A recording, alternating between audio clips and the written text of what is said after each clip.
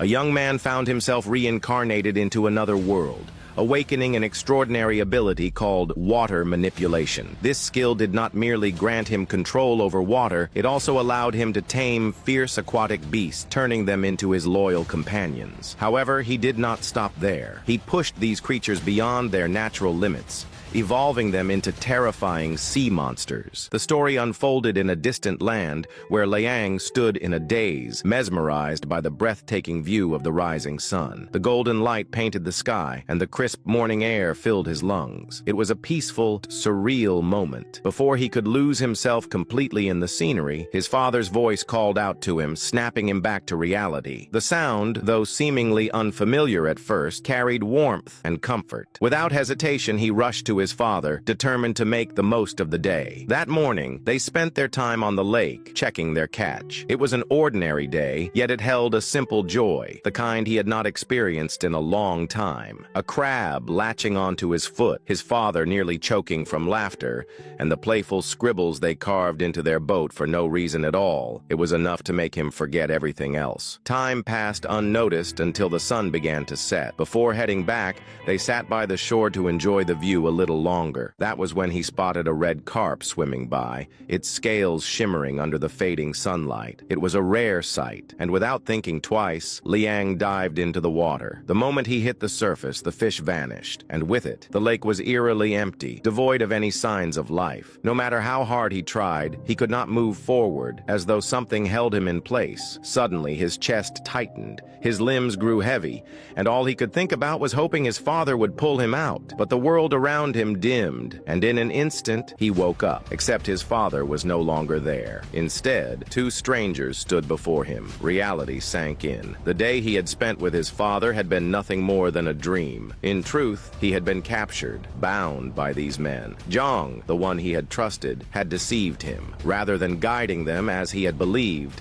they had only used him as bait for a water monster. It was a cruel fate, yet Leang remained calm. This was not his first life. Leang was a transmigrator from another world. A month had passed since he had arrived in this realm, taking over this body. The original owner had perished from illness, and somehow he had ended up in his place. His mother had died in childbirth, leaving him to be raised by his father alone. For years, it had just been the two of them, until 3 months ago, when his father succumbed to a respiratory disease. Now, all the emotions, grief, loneliness, and longing had become his own. He had never known what it was like to grow up with a family, yet in the past month, he had adapted to the former owner's relationships and daily life. During this time, he had also made a startling discovery. This world was anything but ordinary. It possessed extraordinary powers, where people trained their bodies and minds to surpass human limits. Those who succeeded were known as cultivators, but it was not just humans who could evolve through training. Animals could as well. Those who did became mythical beasts. As if on cue, a creature emerged from the depths of the lake. Even Zhang, a seasoned cultivator, felt his legs go weak at the sight of it. He had expected the water beast to be no longer than half a meter, but the information had been entirely wrong. When it surfaced, it easily rocked the boat, sending waves of panic through everyone on board. Still, Yang was not one to back down without a fight. He had trained for 10 years, and if the beast wished to devour them, it would have to work for it. The second the creature lunged,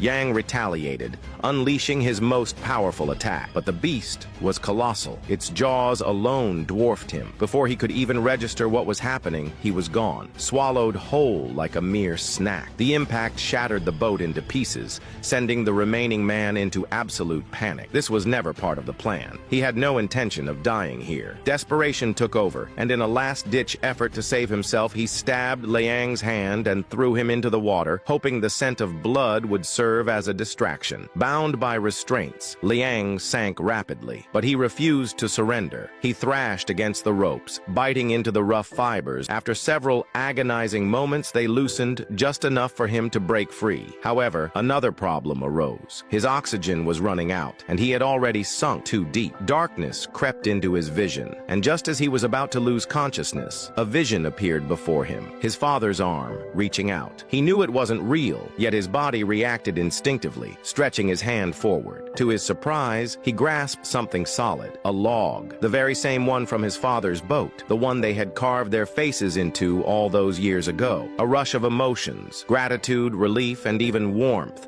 despite the freezing water, overwhelmed him. Somehow, even in death, his father had saved him once again. But the moment was short-lived. The scent of his blood had spread, and the monster had caught it. Before he could react, sharp teeth clamped onto his leg, dragging him further into the depth. The pressure in his chest built, the light above faded completely, and he was pulled into the beast's lair. The sight before him sent a chill down his spine. Countless bodies long devoured, wrecked boats reduced to fragments, and piles of treasure glimmering like a cruel joke in the darkness. He had done everything he could to survive, but now it was clear there was no escape. With his last breath, he closed his eyes and whispered a silent apology to his father. Soon he would be joining him, but the water beast had other plans. Instead of finishing him off, it slammed him to the ground, toying with him like a predator playing with its food. Pain erupted through his body, but then something unexpected occurred. His blood, drifting through the water, seeped into the lake bed and touched something ancient, an artifact buried beneath the wreckage, a water cauldron. At that moment, an ancient being stirred. A surge of power coursed through Liang's body, foreign yet strangely familiar. The energy adapted to him, shaping itself into something he could instinctively understand. It resembled the game systems he had once played before transmigrating, and in that instant, his ability awakened: water manipulation. The change was immediate. The water surrounding Leang was no longer his enemy. It had become his domain. His wounds closed, his body strengthened, and suddenly it felt as though he was standing on solid ground. The resistance of the water seemed to vanish, leaving him to question how any of this was possible. As if in response to his thoughts, a system notification appeared, explaining everything. He had obtained a skill called water control, which granted him the ability to manipulate water currents and breathe underwater. It was a powerful skill, one that transformed the depths of the lake into his battlefield. Before Leang could fully process his newfound abilities, the beast struck again, lunging forward to devour him. But this time, Leang was no longer helpless. With a mere thought, the water twisted and surged, catching the beast mid-swim and suspending it in place. A rush of power filled him, an intoxicating sensation that made him realize he had no limits underwater. However, reality quickly set in. This power was new, and his control over it was far from perfect. The beast struggled, breaking free from his grip, and lunged again. Yet with his newfound mobility,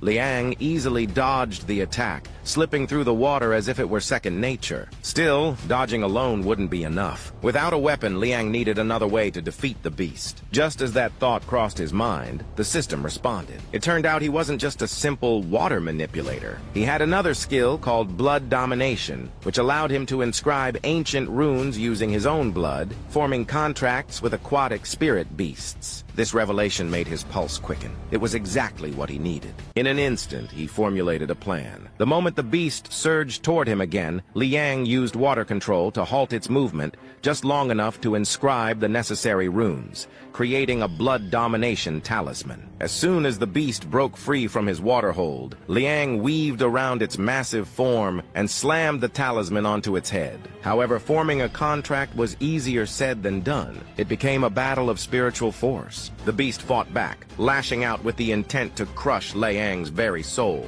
His vision darkened, his body stiffened, and for a moment, it felt as though the creature's will was overwhelming his own.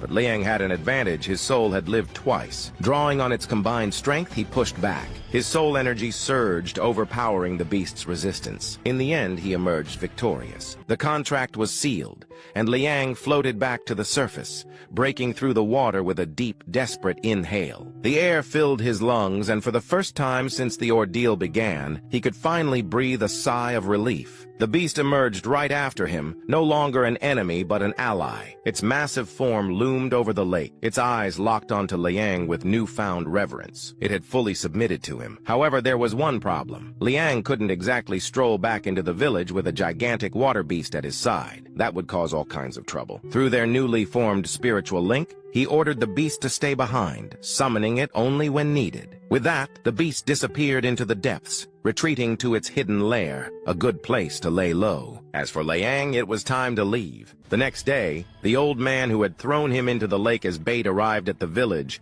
dragging along his crew and Steward Jung. They weren't there to offer condolences, assuming Leang was already dead. Instead, the old man had his sights set on something else, Leang's father's fortune. In his mind, it was compensation for the botched mission. After all, their plan had failed, Xiao was dead, and someone had to pay for it. With that in mind, they marched straight to Liang's house. The moment they reached the door, they kicked it wide open, expecting an empty room. Instead, they froze. Standing right there was Leang, alive and well. For a moment, the entire group stood in stunned silence, their faces frozen in disbelief. However, the shock was short-lived. Steward Jung's expression twisted into one of pure rage, directed squarely at the old Geyer.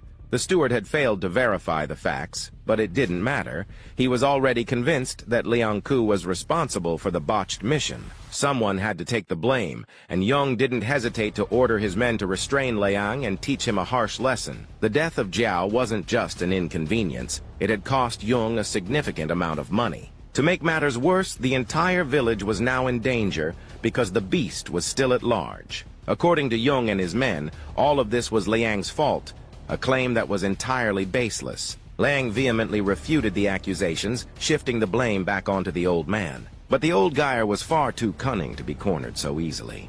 Instead, the old man flipped the script, pointing out Liang's miraculous survival. How could a mere brat like him return alive unless he had been working with the beast? With that, the accusation took a darker turn. Liang was no longer just a troublemaker. He was now being labeled a monster. The old man claimed that Liang had controlled the water beast and was responsible for Jiao's death. It was an absurd accusation, but Liang was no stranger to being labeled a freak. In his previous life, Liang had been an orphan, and the other children had treated him like a bad omen, a walking misfortune. Rumors had spread that orphans were cursed or prone to stealing, and no matter what he did, the stigma had never left him. But Liang wasn't the type to roll over and accept such treatment. He had endured enough in his past life, and he refused to be pushed around in this one, especially by someone as despicable as the old Geyer, who was already missing a tooth. Liang decided then and there that he would help the old man lose a few more. Without hesitation, Liang tackled the old Geyer, shoving him back with enough force to send him stumbling. He then locked onto the nearest basin of water. If they wanted him to be a monster so badly, fine. He would show them what a real monster looked like. Water surged up his arm, twisting and coiling like a living serpent. His anger sharpened his focus, and for a moment, he was ready to take every single one of them down with him. But just as he was about to unleash his power, his childhood friend arrived, rushing in alongside the village chief. The chief's voice cut through the chaos, carrying an authority that even Steward Jung couldn't ignore. Though the chief appeared ancient, he was still an official of the dynasty, a figure of real power. This meant Jung had no choice but to comply. Before storming off, however, Jung shot the chief a venomous glare, vowing that his master, Xiao, would hear about this. The old Geyer, however, remained unfazed. He knew it was an empty threat.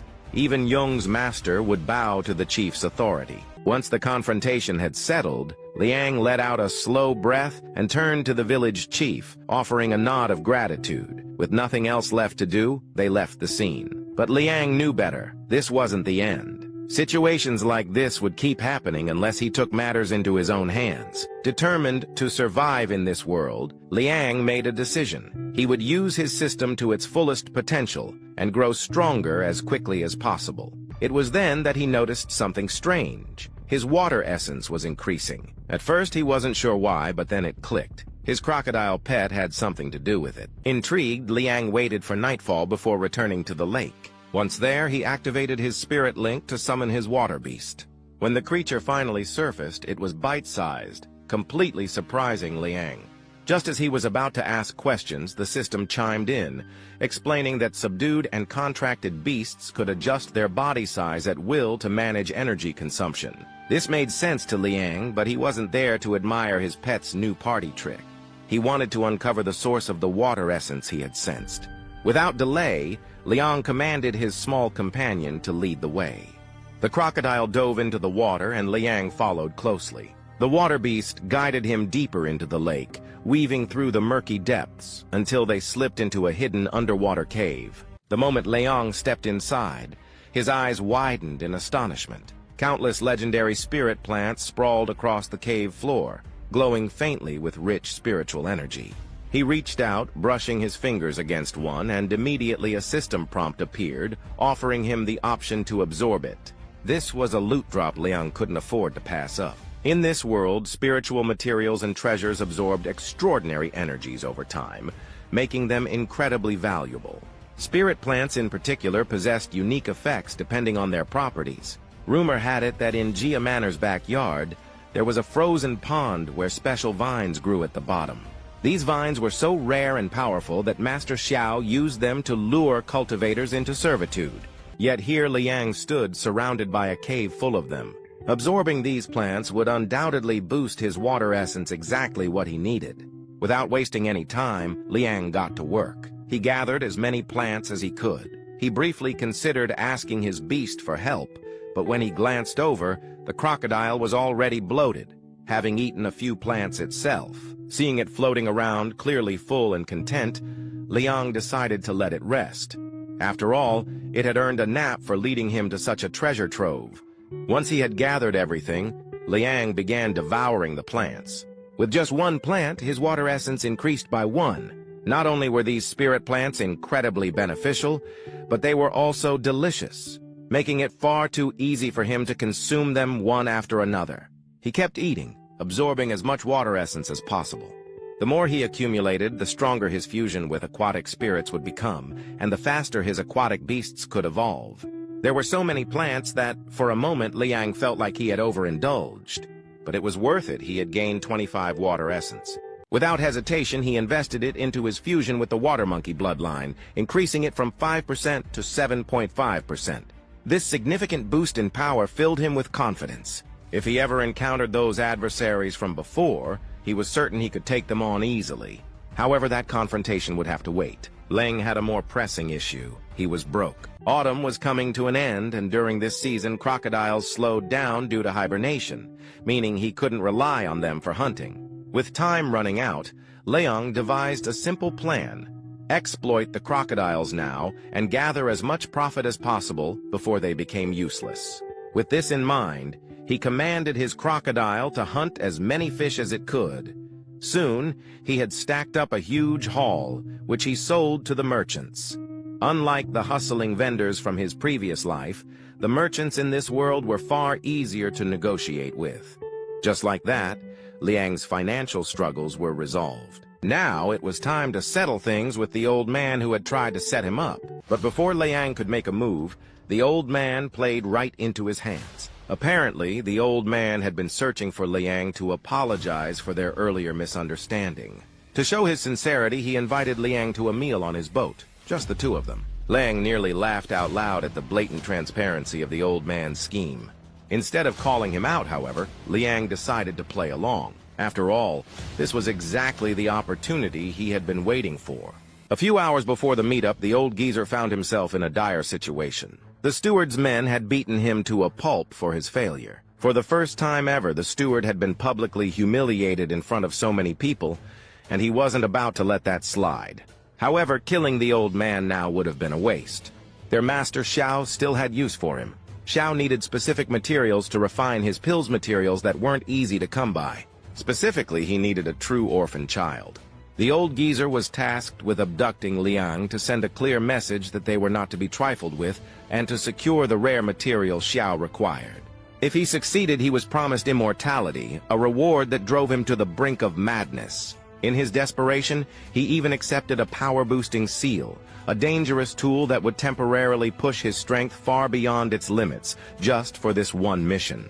With this newfound confidence, the old man believed capturing Liang alive would be easy. However, instead of resorting to brute force, he decided to take a smarter approach: poison. His plan was simple: soup with a toxin that wouldn't kill him, but would weaken him enough to prevent resistance or screams. Unfortunately for the old man, Liang had no patience for such tricks. Instead of taking a sip, Liang chose violence. With a flick of his hand, a stream of water shot out, wrapping around the old man's head and suffocating him on the spot. The old man struggled, clawing at the invisible grip tightening around his face, but it was useless. He couldn't even scream. Then everything went black. The next thing the old man knew, he was waking up in darkness. Night had fallen, his body ached, his mind spun, and to his horror, he was tied up. Desperate, he tried to play innocent, asking Leang what he planned to do. But Leang wasn't fooled. He already had proof that the old man had been bribed. With this knowledge, Leang knew exactly what to do. He had the perfect place for people like the old man, the same spot where they had first encountered the water beast. Except this time the beast belonged to Leang. The old man, realizing the gravity of his situation, suddenly had a change of heart. He claimed he never wanted Leang to become a monster, and began apologizing profusely, promising to tell Leang everything if he spared his life. Surprisingly, Leang agreed, prompting the old man to spill the truth.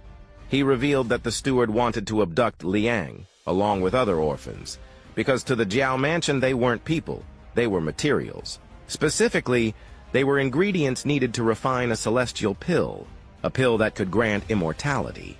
As soon as the old man finished speaking, he realized the gravity of his confession. In a desperate attempt to save himself, he claimed he was also a victim, forced into this role by the steward. But Leang didn't care. Whether forced or not, the old man knew too much, and that alone sealed his fate. No matter what excuses he made, he wasn't leaving alive. However, Leang knew this wasn't the end. The Xiao family's influence was vast, and the old man's sudden disappearance would eventually lead them straight to him. When that happened, Leang needed a way out. His only option now was to become a cultivator and fast. The quickest way to do that was to join a martial arts school. In the city of Pingyang, there were 3 prominent martial schools, but only one stood above the rest, the Yang School. It was widely known that the master of the Yang School possessed a legendary ability, the power to break gold and stone with his bare hands. This extraordinary skill and the school's formidable reputation kept it at the pinnacle of martial prowess.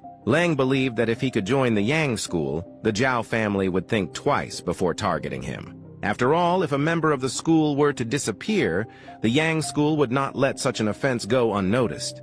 However, the main obstacle was the school's steep admission requirements. To gain entry, Leang needed at least 8 taels of silver, but he currently had only 2. Realizing he needed to earn more money quickly, he decided to return to hunting. Over the past few days, his swimming skills had improved significantly, largely thanks to his pet, which had become his sparring partner for speed training. Through this practice, Leang had developed a unique technique. By using his water control energy, he compressed water beneath his feet and released it all at once, propelling himself forward with a burst of speed. The downside was that the technique drained his energy rapidly and could only be used for short bursts. Still, it was effective for quick maneuvers. Just as Leang was preparing for another routine hunt, something unusual caught his attention.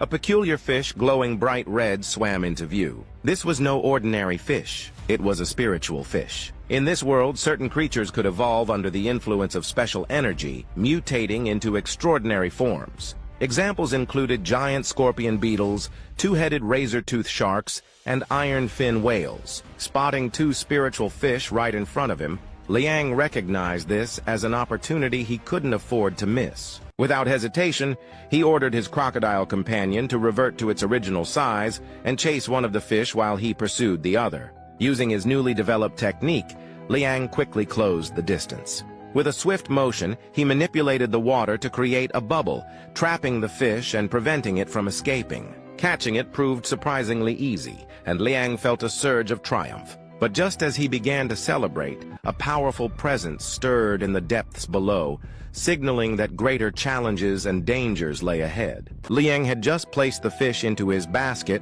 when, without warning, a massive water beast emerged from the depths. The creature swiftly wrapped itself around him and slammed him straight into the lake bed. The impact startled him, but he knew this wasn't the time to lose consciousness.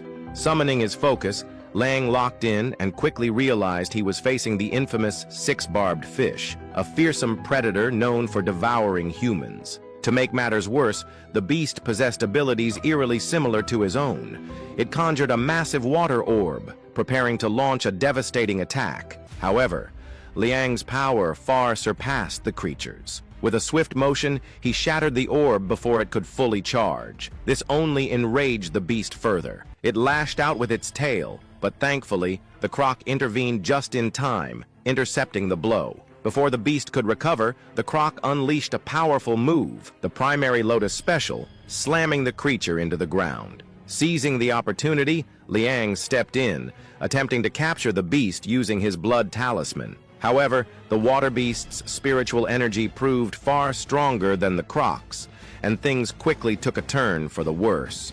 Leang's body began to spasm uncontrollably as his system crashed, flooding him with warning messages about mental overload. Despite the overwhelming strain, he refused to back down. He knew that if he failed, the beast would undoubtedly devour them both. Fueled by sheer willpower and an unyielding desire to survive, Leang pushed through the pain. In the end, his determination paid off, and he successfully subdued the creature. Much like the croc, the beast instantly shrank into a smaller, chunky form to conserve energy. Leang couldn't help but notice its round, pudgy appearance, which reminded him of a potential evolution, a tiger-head whale. Deciding that Chuni was the perfect name for the creature, Leang felt a sense of accomplishment. With the beast now under control, he turned his attention to the loot. True to form, the croc had managed to capture another spiritual fish during the chaos. Leang gave the croc a well-deserved pat on the head,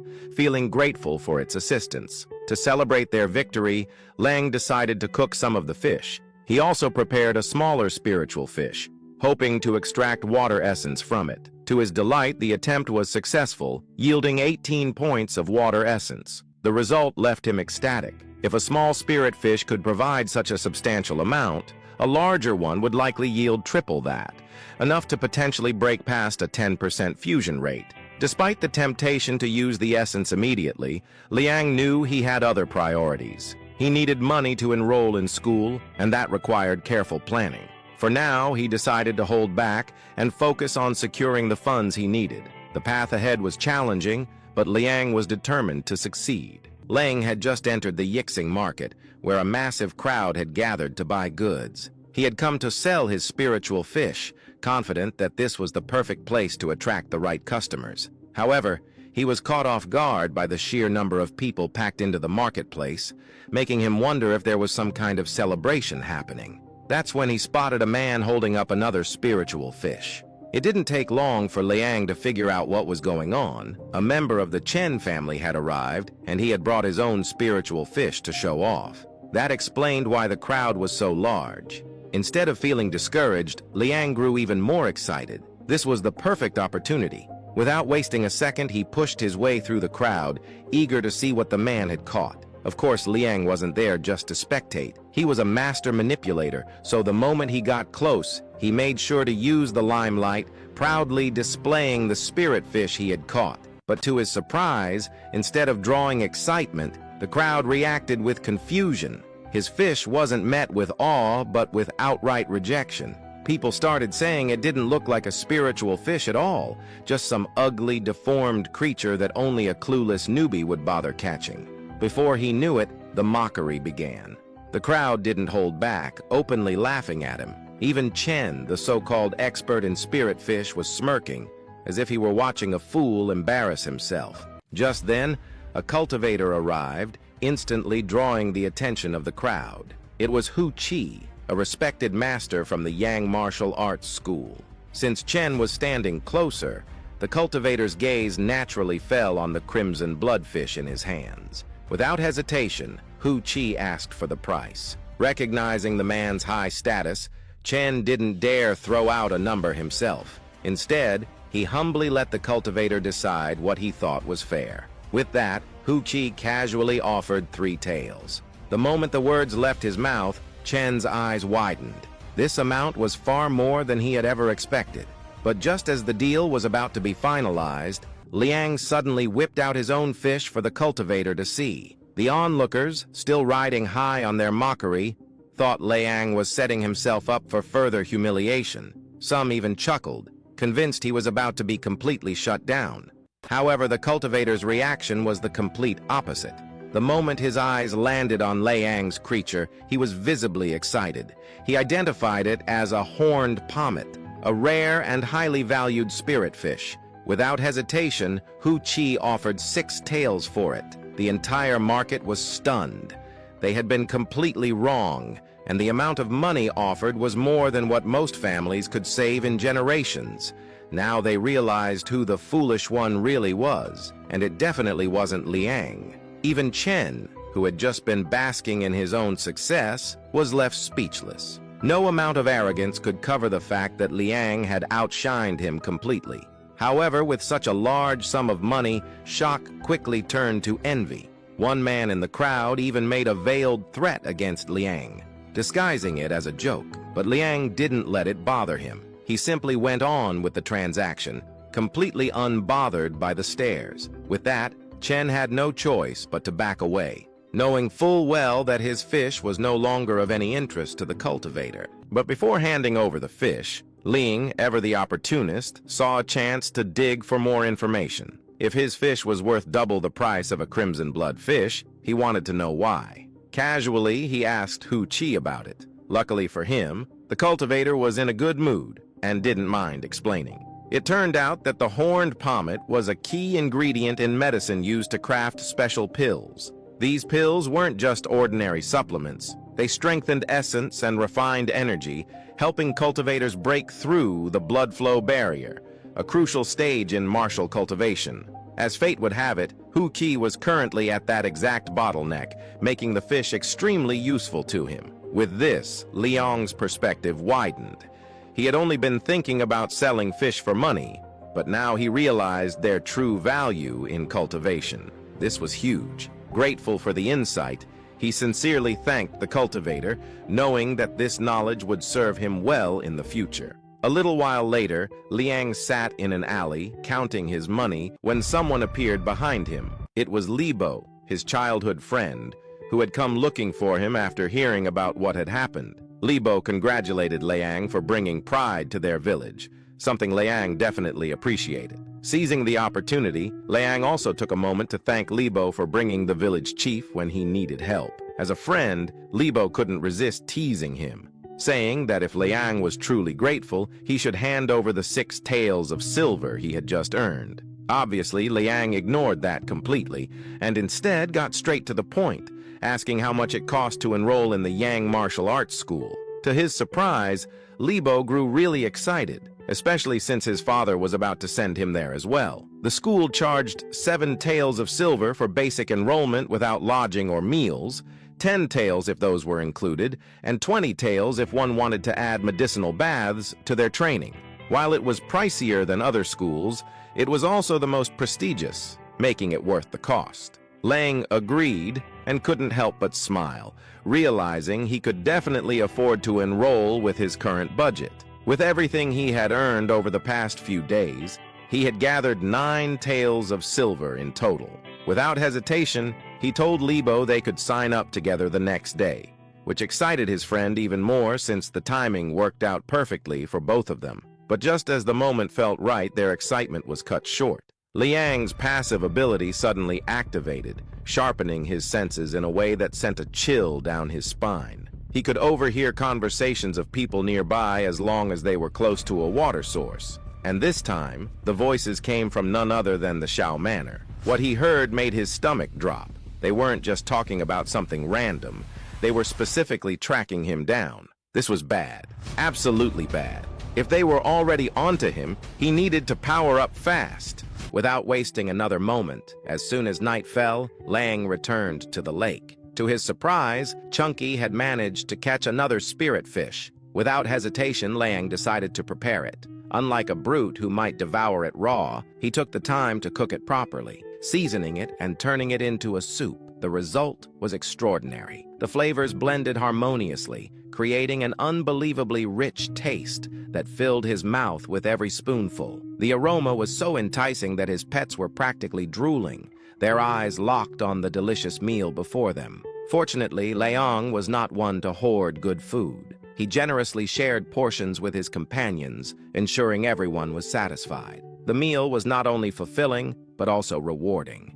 The spirit fish granted him 24 water essences, a significant increase compared to the 18 essences he had gained from the horned Pimit earlier. Without delay, Leang used the essences to refine his power. As expected, the energy surging through him was far stronger than before. His fusion rate had now reached nearly 12%, filling him with an eagerness to test his newfound strength in a fight. Additionally, his water control had improved considerably. He realized he could effortlessly lift Chunky high into the air if he wished. However, as he observed his beast companion, something else caught his attention. Their evolution requirement had decreased from 800 to 779. This revelation astonished him. The only thing he had done was feed them, yet the requirement had dropped significantly. This discovery made him realize the immense value of the water cauldron, far beyond his initial expectations. It left him wondering about its origins. Was it a natural creation or the work of something greater? The answer, he believed, lay within the cauldron itself.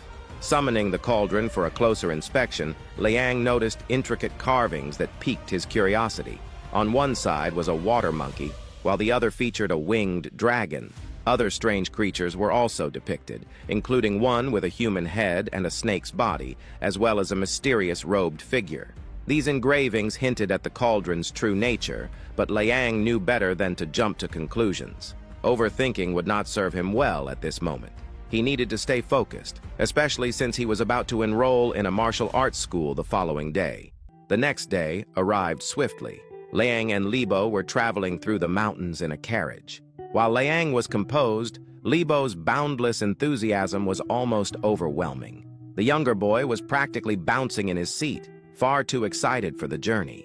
Leang couldn't help but wonder if he should have made the trip alone. After some time, they arrived at Pinyang City, a bustling hub where people from various villages gathered to trade goods. The streets were packed, filled with the chatter of merchants and the enticing aroma of freshly cooked street food. The vibrant atmosphere captivated the two travelers, and they decided to take a detour to explore. They sampled different foods, admired unique handcrafted art, and even stumbled upon a bizarre display of strength, a man lying on bricks while a muscular individual hammered him with a heavy object. It was a shocking sight, to say the least. Meanwhile, as they wandered through the city, a group of men was plotting something far less innocent. They had been eyeing Liang's money for some time and had initially planned to rob him the previous day. However, after overhearing that Leang and Libo were headed to the Yang Martial Arts School, they realized there was an even greater opportunity. 2 bags of money instead of 1. The thought alone made them salivate with greed. Even if they sold their wives, they would never come close to such wealth. The temptation to take it for themselves was too great to resist. Some of the men hesitated, fearing the consequences if they were caught by the magistrate's office. However, their leader dismissed their concerns with a grin, assuring them that things would not escalate that far. He promised to take care of the bodies himself, confident that no one would ever discover their crime. The gang predicted that Leang and Libo would take the shortest route to the school, a little-used shortcut that was the perfect spot for an ambush. As expected, the 2 travelers eventually appeared on the path. Without wasting a second, the gang stepped out to intercept them, blocking their way with smug grins. They demanded money, giving Leang and Libo 2 options: hand it over willingly or end up buried by the roadside. The men laughed as they delivered their ultimatum, treating the situation as if it were some twisted joke. Unfortunately for them, the joke was about to backfire. Leang was not amused. Instead, he wore a devious smile as he made his decision. If they were so eager to bury someone by the roadside, he would gladly grant them their wish, but it would be their own graves they dug. They were about to face the consequences of their actions. The thugs were immediately enraged, and without hesitation, they lunged at Leang. However, Leang swiftly appeared in front of them, landing a powerful right hook before they could even complete their attack. His speed was astonishing. He noticed the second thug still mid-motion and, without missing a beat, slammed his elbow directly into the man's face. But Leang didn't stop there. Before the second thug could even hit the ground, Leang grabbed him by the hair as if he were nothing more than a rag doll and hurled him straight into their leader. The leader stood there, dumbfounded and completely unprepared for the sheer force coming from someone who appeared to be just a kid. Before he could process what was happening, Liang's fist had already connected, smashing the leader's face into the ground with such brutality that it looked as though he were planting a tree. The impact was so severe that the leader's neck bent at an unnatural angle, leaving little doubt that no ordinary person could survive such a blow. Ironically, Liang hadn't even intended to strike that hard. He was as shocked as his friend, as this was his first real fight since leveling up. It was now clear that his physical abilities, along with his water-bending powers, had skyrocketed. Seeing what had just unfolded, Liang's friend couldn't contain his curiosity.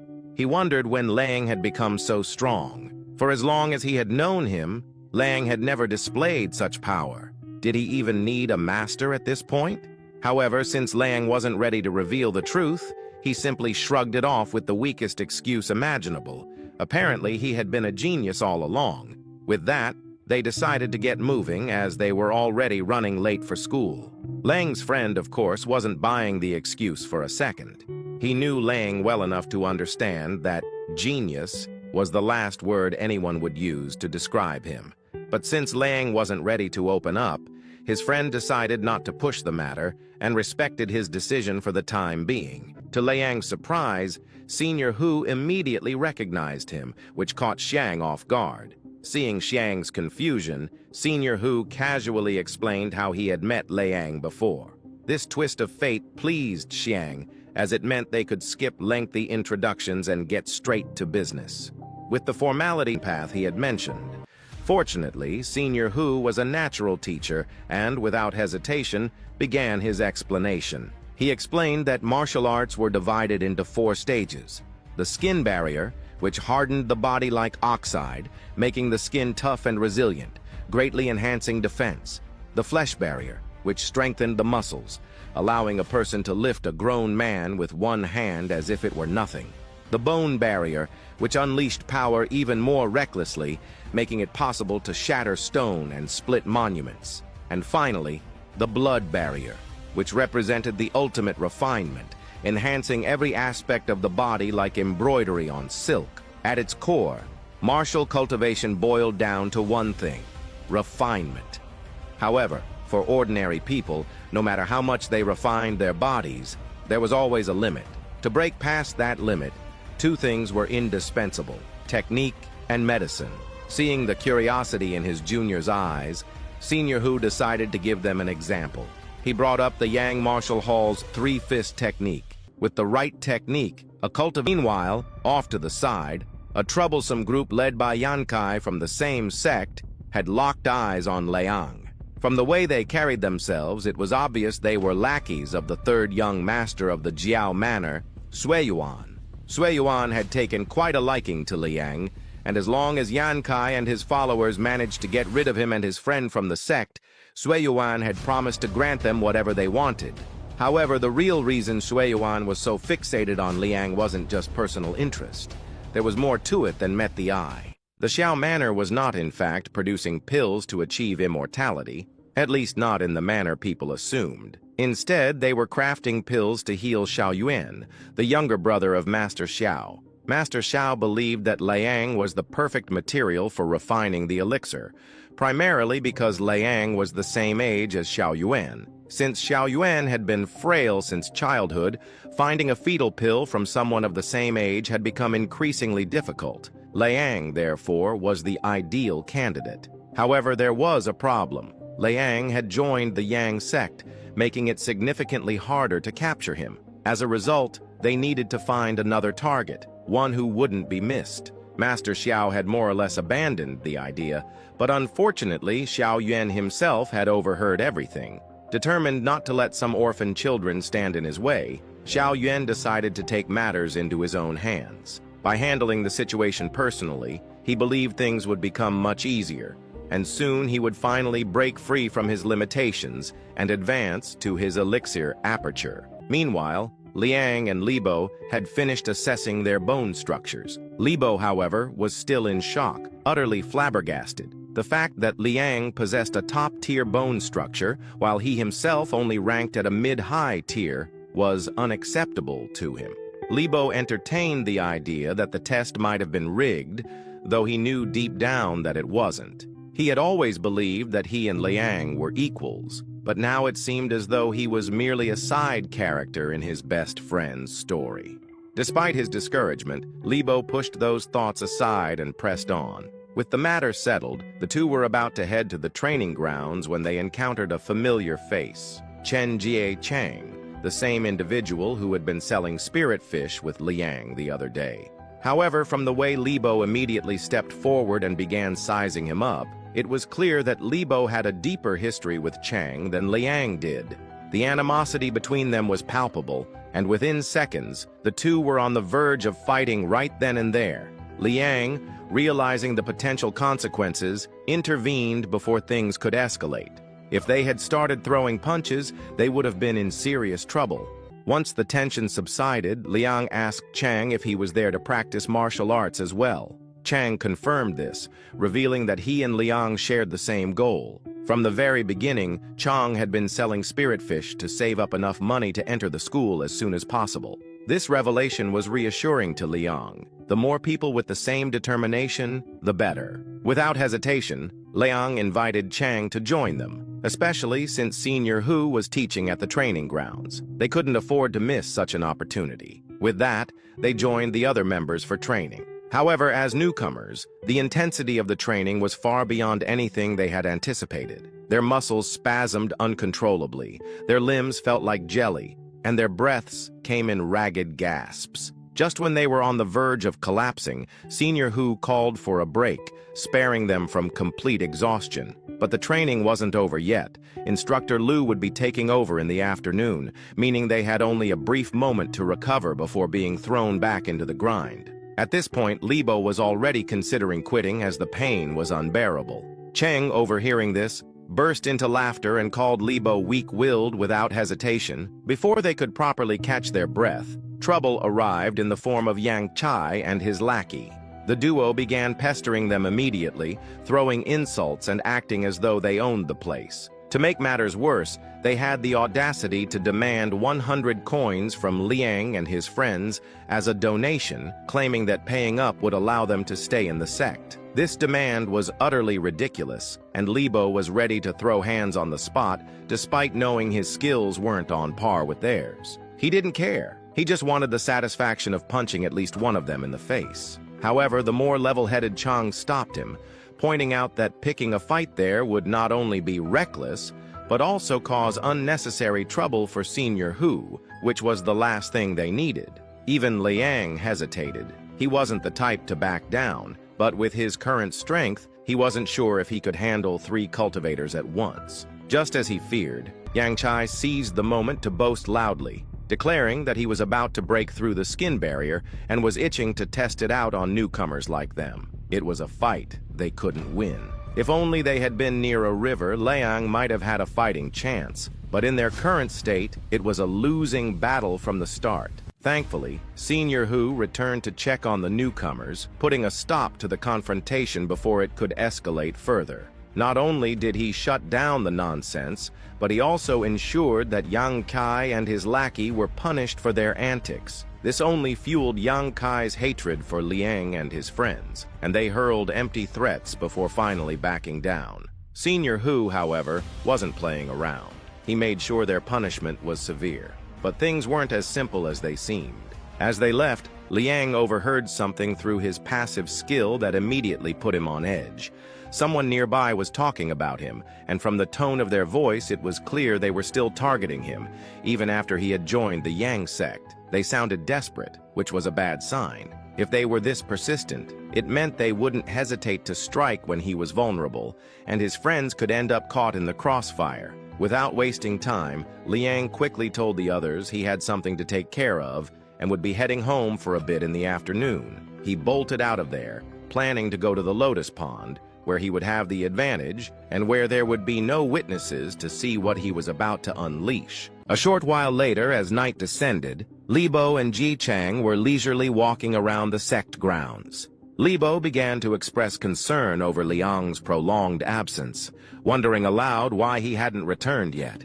Ji Chang, as usual, didn't miss the opportunity to tease him, comparing his worry to that of someone missing their boyfriend. This remark instantly infuriated Libo, and the two were on the verge of another heated argument. However, before their bickering could escalate, a sudden burst of applause interrupted them, drawing their attention elsewhere. It turned out to be Yan Kai, accompanied by his crew, and it was clear he was determined to settle the unfinished business from earlier. Without hesitation, Yan Kai launched into an assault, pummeling Libo and Jie Chang as if they were mere punching bags. Yet this wasn't enough to satisfy him. His true target, Leang, was still absent.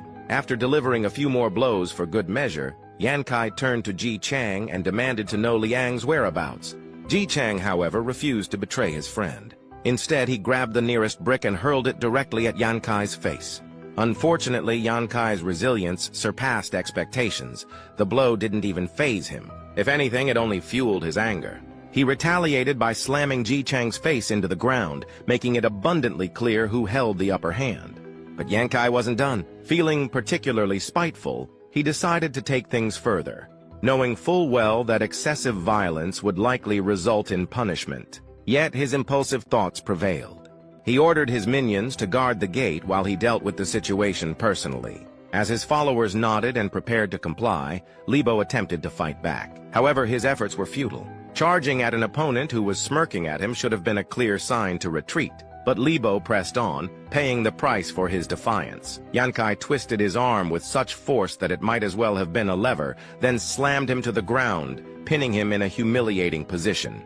Yan Kai's focus, however, remained on Jie Chang, the one who had dared to strike him with a brick. If Ji Chang wanted to play dirty, Yan Kai was more than willing to reciprocate. This time, he wasn't just aiming to inflict pain, he intended to make it personal. He taunted Jie Chang, threatening to take one of his eyes, mocking how well he'd be able to train afterward. Meanwhile, Liang had finally returned to the lake, accompanied by his pets. Despite the calm surroundings, an unsettling feeling gnawed at him. His usually fearless companions, Lazy Croc and Chunky, both formidable creatures nearing the skin realm, had been so terrified that they had sent him a distress signal. Whatever had frightened them wasn't an ordinary beast, it was a true monster. Realizing there was no escape, Liang resolved to confront the danger head-on. Upon reaching the area where the beast had last been spotted, he found no trace of the creature itself, only the extensive destruction it had left behind. The sheer scale of the damage indicated that the beast was massive, and Liang knew he had to act quickly. To maximize his chances, he transformed his pets back into their smaller, cuter forms and activated Aqua Vision. Thanks to recent upgrades in his fusion level, his underwater perception had expanded from 1 meter to 6, allowing him to observe the seabed with remarkable clarity. This enhancement made tracking the beast significantly easier. The moment he located it, however, his expression shifted. The creature far exceeded his expectations. It was an enormous crab, its massive claws and appendages dwarfing even his combined beasts.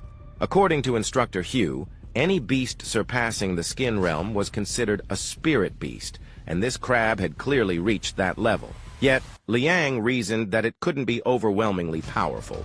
Otherwise, Lazy Croc and Chunky wouldn't have escaped alive. Still, defeating it wouldn't be a simple task, especially without proper preparation.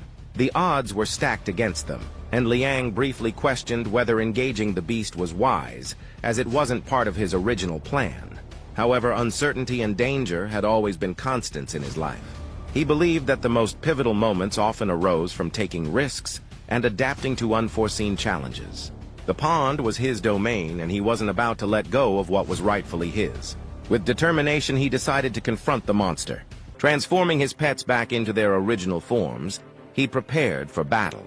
Even underwater, their presence was awe-inspiring, exuding an aura of power and readiness.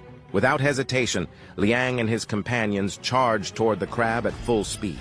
But the crab wasn't idle. It was ready to defend itself, setting the stage for a fierce confrontation. The massive creature raised one of its enormous claws, gripping a boulder tightly. It crushed the boulder and hurled it toward its enemies, embedding it with mana before launching it like a barrage of high-speed projectiles. The boulders rained down with terrifying speed, completely dispersing the advancing group. Realizing the danger, Leang quickly understood that they needed to target the crab's claws first. He ordered Lazy Croc to attack, commanding the beast to sink its massive fangs into the crab's armored limb in an attempt to break it. However, it soon became apparent that the attempt had failed. The crab's shell was ridiculously durable, almost invincible, making brute force ineffective. Leang quickly adapted his strategy. Using his water manipulation abilities, he suspended the crab's other claw in place, creating a brief opening. Seizing the opportunity, he directed Chunky to rush in and attack.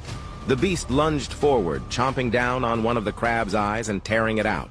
Instead of weakening the monster, however, the injury only enraged it further, sending it into a violent frenzy. Leang struggled to maintain control, using his mental energy to hold the crab down, but his energy was draining rapidly. Before he knew it, the crab broke free from his restraint and went completely berserk, flailing its claws and stomping wildly. In its rampage, it destroyed several of Liang's precious spirit plants, which infuriated him. Before Liang could react, the massive crab charged at him with surprising speed. It struck him with tremendous force, sending him flying several feet away. Despite the brutal hit, Leang refused to be knocked out. Fueled by anger and determination, he forced himself to stay conscious and got back on his feet, ready to face the creature head-on. However, he knew brute force alone wouldn't work, so he took a moment to analyze the crab, searching for any weaknesses. He noticed that the crab instinctively protected its abdomen, even while sustaining injuries elsewhere. Realizing this had to be its weak spot, Liang saw his chance to strike. Gathering every last bit of his energy, Liang compressed the surrounding water, forming rings around his spear. Each ring added a burst of acceleration, significantly increasing the spear's penetration power. However, with his energy reserves nearly depleted, he could only manage 2 rings before blood began dripping from his nose. Despite the strain, he powered through and launched his spear straight at the crab's exposed abdomen. As he had predicted, the abdomen was far softer than the rest of its body. The spear tore through the crab's flesh, piercing cleanly through to the other side. Leang was ecstatic at his success, but there was no time to celebrate. His energy reserves were completely drained, and as soon as his adrenaline faded, his body gave out. He lost consciousness on the spot. When he finally opened his eyes, he found himself no longer underwater. At first he was confused, but he soon noticed Lazy Croc and Chunky nearby, realizing they had saved him once again. Grateful for their help, he reached out and gave them both a well-deserved pat on the head. However, the after effects of overusing his powers hit him hard. His head throbbed painfully, serving as a stark reminder that he needed to be more careful in the future. As Leang tried to push himself up, something caught his eye. At first, he wasn't sure what he was looking at, but upon closer inspection, he realized it was the demonic crab they had just fought. He was surprised that his pets had brought the massive creature up with them, but he was deeply thankful.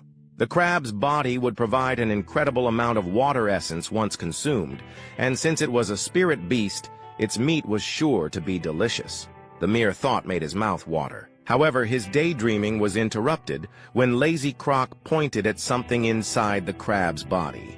Liang approached and noticed that the crab was actually a female. Nestled within its body was a cluster of crab eggs. Excitement surged through him. He had initially regretted not taming the great crab, as it could have significantly boosted his power. But with these eggs, he still had a chance to raise one as his own. The only problem was that he couldn't wait around for them to hatch naturally. The chances of the eggs surviving on their own were slim, and he didn't have the luxury of playing babysitter. This left him with only one option: using his Blood Dominion talisman in the hope of forcing an evolution. After engraving the seal onto one of the eggs, he held his breath and waited. At first, nothing happened, and he began to think the attempt had failed. But then the egg twitched. A tiny crab claw burst through the shell, cracking it open. Moments later, the egg split apart, revealing the cutest little crab Liang had ever seen. While Chunky was adorable, this tiny crab was on another level, making him want to wrap it in a blanket and protect it at all costs. However, its appearance was deceiving. This little creature had the potential to evolve into a stone crab king, just like the one Liang had fought. Leang had cooked the giant crab and wasted no time devouring it. The crab was not only delicious, but also brimming with water essence, and its effects were almost instantaneous. His fusion rate skyrocketed from 10% to an astonishing 36.6%, a leap he hadn't thought possible. The boost was so significant that the water monkey's power within him grew even more dominant, as if the two were inching closer to becoming one. Even the water monkey's instincts and combat senses seemed to flow through him more vividly than ever before. To top it off, his wounds had completely healed. His pets watched in awe as he stood there, water spiraling around him like a newly crowned god of the sea. It was hard to blame them. Leang looked nothing short of majestic. Once he fully adjusted to the fusion, Leang couldn't help but feel exhilarated by the results. While the physical enhancements were remarkable, the surge of energy he gained was something else entirely. For the first time, he could sense his own blood energy. If Instructor Wu's teachings were correct, this meant he was dangerously close to breaking through the skin barrier, perhaps even surpassing it. However, Liang knew he wouldn't have reached this level without his pets, so he made sure to share the remaining crab meat and eggs with them. This would accelerate their evolution, making their journey easier in the long run. Besides, the meat wouldn't stay fresh forever, and each egg contained only 6 points of water essence, making them hardly worth hoarding. As for the tiny crab perched on his shoulder, which he had named Fist due to its size, Liang chose not to feed it. Letting it eat its own kind felt too cruel, even for him.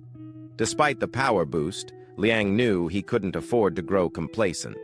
The threat of the Zhao Manor still loomed over him. If he could break through the skin barrier within the next month, he would officially become a Marshall Hall student, and the Zhao family would no longer be able to touch him. With this thought in mind, Liang was eager to return to the sect. Tomorrow's morning practice couldn't come soon enough. Meanwhile, on Yankai's side of things, someone had taken notice of his actions and wasn't about to let it slide. That someone was Xiao Huai, who had no intention of allowing anyone to defy the Marshall Hall's rules. However, instead of backing down, Yankai met Xiao Huai with a smirk, completely unfazed. Even though he was standing in front of an instructor, Yankai knew Xiao Huai couldn't stop him. After all, Yankai was acting under the direct orders of the Zhao family's third young master. He believed Xiao Huai, whom he saw as nothing more than a dog, should know his place. If Xiao Huai knew what was good for him, he would stand down, unless he wanted Yankai to report his interference to the master. The look on Xiao Huai's face said it all. Yankai and his lackey wasted no time laughing at him, mocking the fact that no matter how much Xiao Huai acted like a Yang sect disciple, everyone knew he still belonged to the Zhao Manor. If the Zhao family hadn't taken in Xiao Huai and his father, he wouldn't even be in the sect. Besides, Xiao Huai's father was still living under their roof, which meant Xiao Huai had no real choice in the matter. Yankai knew this, and so did everyone else.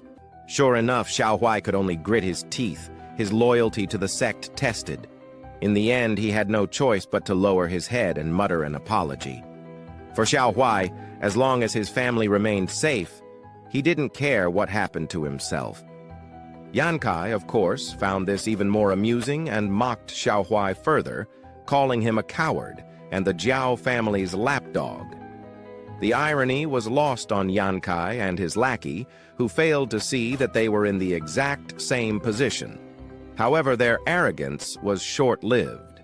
A single glob of spit to the face was enough to knock them off their high horses. Despite all their boasting about their strength, but no matter how much Jia Chong wanted to resist, he was still the weaker one here. Yankai was the one standing, and he decided a lesson needed to be taught. Without hesitation, he snapped one of Li Bo's arms, ensuring Jia Chang understood the consequences of retaliation. If Jia Chang didn't care about his own well-being, then his friend would suffer in his place. It worked. Jia Chang was furious, but no matter how much rage burned in his eyes, he was powerless to do anything about it. This only made the situation more entertaining for Yankai, who was just about to escalate things further. He was confident Instructor Hu wouldn't come to save them, as he had made sure the instructor was occupied beforehand. However, all of Yankai's smugness vanished the moment his minion's unconscious body went flying across the field. Shocked to his core, Yankai initially thought it was Instructor Hu, but when he turned around, he saw Liang instead. The moment Liang's eyes landed on what had been done to his friend, a furious heat surged through his blood. His aura exploded around him as he made one thing absolutely clear. He was going to knock out every single one of Yankai's teeth. Surprisingly, it turned out that Instructor Hu and the Sect Master had been present the entire time. They had uncovered Yankai's scheme early on, but chose not to intervene, seeing it as an ideal opportunity to observe their disciples and uncover their true nature when no one was watching. Despite this, Instructor Hu couldn't shake the feeling that the situation was partly his fault. He believed that if he hadn't been so preoccupied, the entire mess could have been avoided. Earlier that day, after passing the blood step test, he had become overly excited, stopped to celebrate with a drink, and ended up arriving late. Now, because of his delay, things had spiraled out of control. What shocked Instructor Hu the most, however, was Xiao Huai's behavior. He had never expected Xiao Huai to stand by and do nothing while all of this unfolded. Before Instructor Hu could dwell on it further, Master Yang spoke up, clarifying the situation. Having arrived much earlier, Master Yang had witnessed everything and understood why Xiao Huai had frozen. The boy had a good heart, but that was precisely the problem. It had completely immobilized him. This was also the reason Xiao Huai couldn't pass the blood step. A fighter without courage, Master Yang explained, was like a person without breath in their lungs. Now that they had gathered all the necessary information, Instructor Hu suggested they step in and help Liang, especially since he was only on the verge of breaking through the skin barrier. In his current state, there was no way Liang could defeat Yankai. However, Master Yang remained still, his eyes fixed on Liang. He noticed that the blood energy coursing through Liang's body was different, fiercer and more intense than anything he had seen from the others. This wasn't just a simple clash. Liang was clearly brewing something within himself. Master Yang decided to let the boy continue. Yankai, meanwhile, wasted no time mocking Liang, sneering at what he called a so-called threat. But Liang had no patience for nonsense. What he had issued wasn't a threat. It was a promise, and he had no intention of waiting around. He charged straight at Yankai, closing the distance so quickly that even the arrogant fool flinched. Yankai hastily barked orders at his goons to handle the situation, but they were no match for Liang. Liang kicked the first attacker aside, dodged a wild punch, and countered with a clean right hook. He then weaved out of the way of a kick from the larger opponent and delivered a punishing blow that knocked the man's teeth out. Liang, however, cared little about these side characters. His real target was Yankai, and he was determined to fulfill his promise. Yankai, of course, didn't see Liang as a threat. A smug grin played on his lips as he reminded himself that he was at a higher cultivation level than Liang. There was no way, he thought, that some nobody could stand on equal footing with him. The energy dispersing from Liang's body indicated that he was only approaching the skin barrier, a much lesser state than Yankai's. That alone should have been enough to scare Liang off, but strangely, it didn't. Not even a little. This threw Yankai off balance and he lunged forward, swinging a punch. Leang, however, blocked the punch with ease and retaliated with a kick, followed by a devastating haymaker that sent Yankai reeling. Leang didn't stop there. He had made a promise and he was determined to keep it. A brutal uppercut came next, followed by a relentless storm of blows, punches, kicks, and combos that left Yankai staggering backward. Each strike chipped away at Yankai's false confidence until all that remained was exhaustion. Leang couldn't help but laugh at him. All that talk, only to be beaten down like this. It turned out Yankai wasn't so special after all. This realization snapped Yankai out of his daze. Being beaten was one thing, but being humiliated by a newbie was something he couldn't stomach. In a desperate move, he whipped out a special item and decided to show some generosity by stabbing Leang straight in the stomach multiple times, for good measure. As he did so, he taunted Leang, reminding him of his fatherless status. Unfortunately for Yankai, Leang was built like a tank. Even with multiple wounds, he remained conscious and mobile. When Yankai went for another stab, Leang caught the knife with his bare hand as if it were nothing. Before Yankai could process what had happened, Leang hit him with another vicious haymaker, sending Yankai's head crashing into the ground with enough force to nearly cave it in. Just like that, the arrogant fool was reduced to a crying mess, scrambling for help. He turned to Xiaohui, desperately pleading for intervention and babbling about sect rules that prohibited disciples from attacking each other in such a manner. This was ironic, coming from someone who had just done the same thing moments earlier. Xiaohui seemed to consider stepping in, likely out of concern for his father's safety. But before he could act, Master Yang decided he had seen enough. Master Yang sent his sword flying into the ground, and his commanding voice cut through the tension as he ordered everyone to stop. With the fight halted, he wasted no time declaring that the 6 individuals involved, including Yankai, were to be exiled from the sect and never allowed to set foot in the martial hall again. As for Xiaohui, he was to be sent to the confinement room until Master Yang dealt with him personally. Judging by Xiaohui's expression, he understood exactly what that meant. Meanwhile, Leang sat frozen. In front of him stood the legendary young Dong Shong.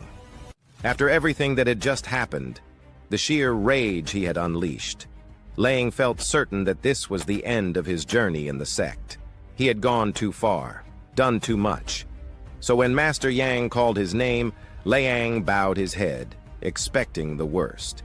He was ready to be exiled, but to his astonishment, Master Yang was anything but angry. In fact, he was impressed. Instead of punishment, he offered Leang something he never saw coming: a place as his direct disciple. Leang was shocked. For a moment, he thought he had misheard. The backing he so desperately needed, the security he had been scrambling for, had come to him on its own, and not just as any disciple, but as Master Yang's direct disciple. Never in his wildest dreams had he expected this, but it was a welcome surprise indeed. With this, his future in the sect was secure. A few days had passed, and the Yang residence was abuzz with excitement. Rumors had spread that Master Yang had accepted his 9th direct disciple, a handsome young man, no less. Upon hearing this news, the girls in the residence wasted no time. They flocked to his room, bringing him new outfits to try on. Some even boldly offered to help him put them on. However, Leang, not one for such boldness, politely declined.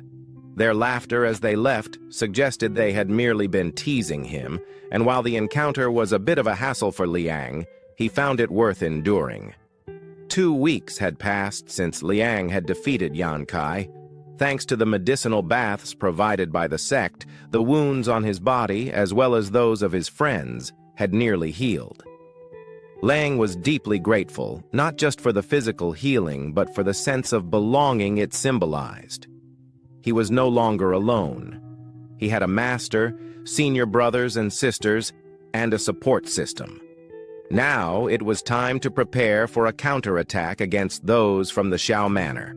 Meanwhile, on the other side of the Yang residence, Senior Hu was practically glowing with excitement as he recounted Leang's story. He spoke at length about how impressive the newcomer was, emphasizing that Leang had defeated someone on the verge of breaking through the skin barrier just a day after joining the sect. By now, however, the others had heard the story so many times that they were growing tired of it. They already knew Leang was exceptional. After all, Master Yang had chosen him at first glance. Zhou Qiqin, the only woman among the direct disciples, easily detected the jealousy hidden in their conversation and called them out on it. To his credit, the 4th disciple didn't even bother denying it. Still, as a senior, it was tradition to gift something to a new junior, and Leang was no exception. Despite his own financial struggles, the fourth disciple managed to gift Leang a piece of tungsten steel arm guard. It wasn't much, but considering his circumstances, it was the best he could do, and honestly, it was more than enough. As if on cue, Leang arrived, sporting a fresh new outfit for the occasion, complete with a new hairstyle. He looked clean and sharp, drawing everyone's attention. Despite the admiration, Leang made sure to greet his seniors with proper respect, which they appreciated. Before they could head to the ceremony, however, the third senior brother realized he hadn't yet given his gift. Seizing the moment, he presented Leang with a fine piece of exquisite crane gold, an incredibly valuable material for crafting weapons. Not only that, he even offered to forge Leang a weapon himself if he ever stopped by his smithy. Leang, of course, expressed his deep gratitude. With the formalities concluded, it was time to head to the ceremony. They couldn't afford to keep their master and mistress waiting. Meanwhile, over at the Xiao Manor, the atmosphere was far grimmer. The steward had arrived bearing bad news. Old Man Zhang's corpse had been found, but the item that was supposed to be inside his stomach had vanished. This was the last thing Xiao wanted to hear. He didn't even let the steward finish before slapping him in a fit of rage. The situation was dire. If that item were exposed, it would cause serious trouble. If the government caught wind of it, Xiao's head would be served on a platter as compensation, a fate the steward certainly didn't want. Desperate to shift the blame, the steward pointed the finger at Leang, arguing that since Old Man Zhang had been sent after Leang and was now dead, it was obvious Leang had killed him and let the item escape. This earned the steward another slap. Xiao was no fool. He had already received news that Leang was now a direct disciple of Yang Dongxiang. If the steward was so eager to test Yang's blade, he was welcome to try, though the steward had no desire to do so. Xiao ordered him to forget about assigning blame and focus on retrieving the missing item immediately. As the steward left, Xiao's anger only deepened. Liang had struck a nerve, and even though he was now under the protection of the Yang sect, Xiao couldn't help but plot ways to get his hands on him. Back at the Yang residence, Liang stood before Master Yang as the ceremony to formally accept him as a disciple began. It started with a simple question, to which Liang gave a firm and resolute acceptance. Master Yang made it clear that being his disciple would not be an easy path. Joining meant staying humble, diligent, and respectful to both the masters and the teachings. Liang was forbidden from fighting among his peers, disrespecting his elders, or committing evil acts. Liang understood all of this and responded with unwavering determination, which delighted the master. With a nod of approval, Master Yang officially declared Liang his 9th direct disciple. He emphasized that under his watch, no one would be able to humiliate or intimidate Liang, as Yang Dongxiang himself would stand behind him.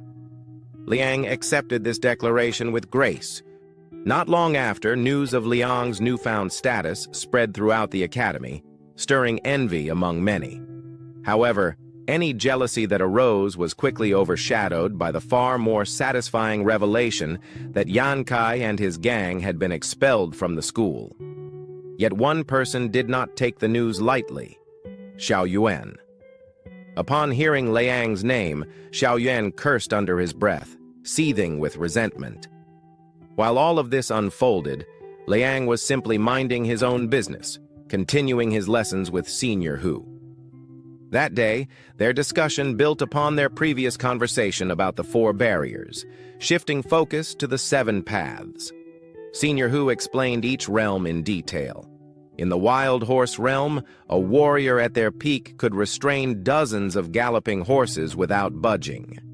In the wolf smoke realm, blood energy surged like thick black smoke, rising several meters high when fully unleashed, striking fear into those nearby, much like a pack of wolves.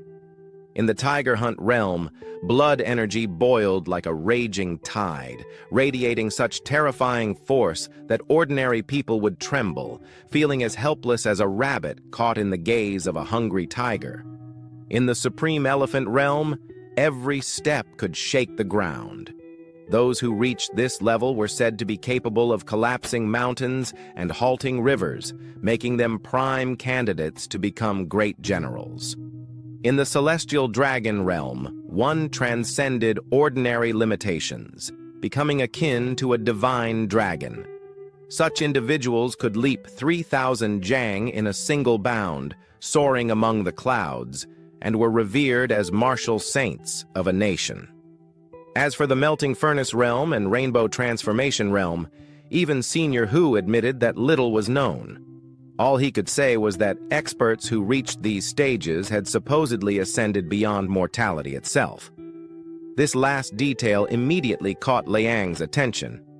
If martial cultivation in this world was truly that powerful, did ascension mean one could return to their previous world?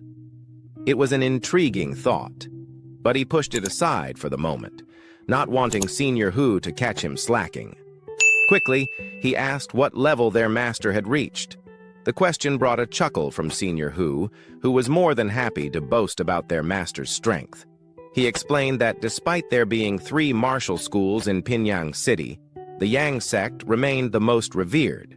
Unlike the other 2 schools, which were confined to Pinyang due to their limited capabilities, Master Yang stayed by choice. Pinyang was his hometown. His martial arts school had been the #1 for years for one simple reason. Master Yang was the only one in Pinyang to have reached the tiger hunt realm. As one might expect, Liang was both surprised and excited by this revelation.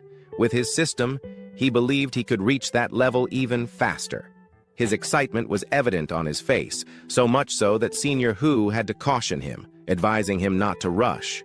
Advancements, he stressed, had to be made step by step, with patience and control. But of course, Liang wasn't exactly listening. His mind was already racing, thinking about the spiritual fish he needed to capture to break through the first barrier and officially become a martial master. With that goal in mind, he wasted no time.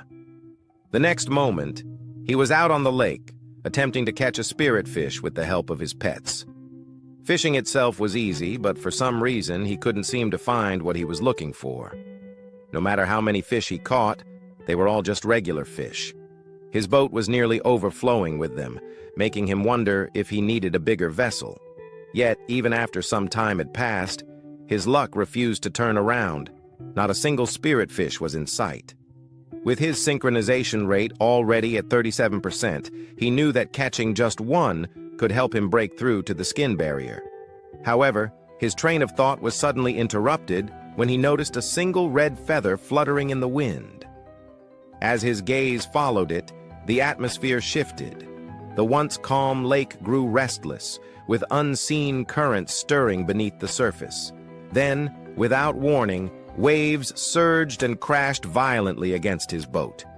This took Liang by surprise, as such a disturbance had never happened before.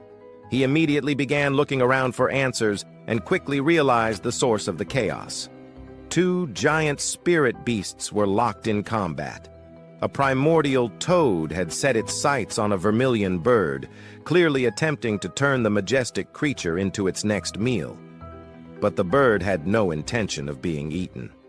With a furious flap of its wings, it retaliated, sending the massive toad hurtling back into the lake.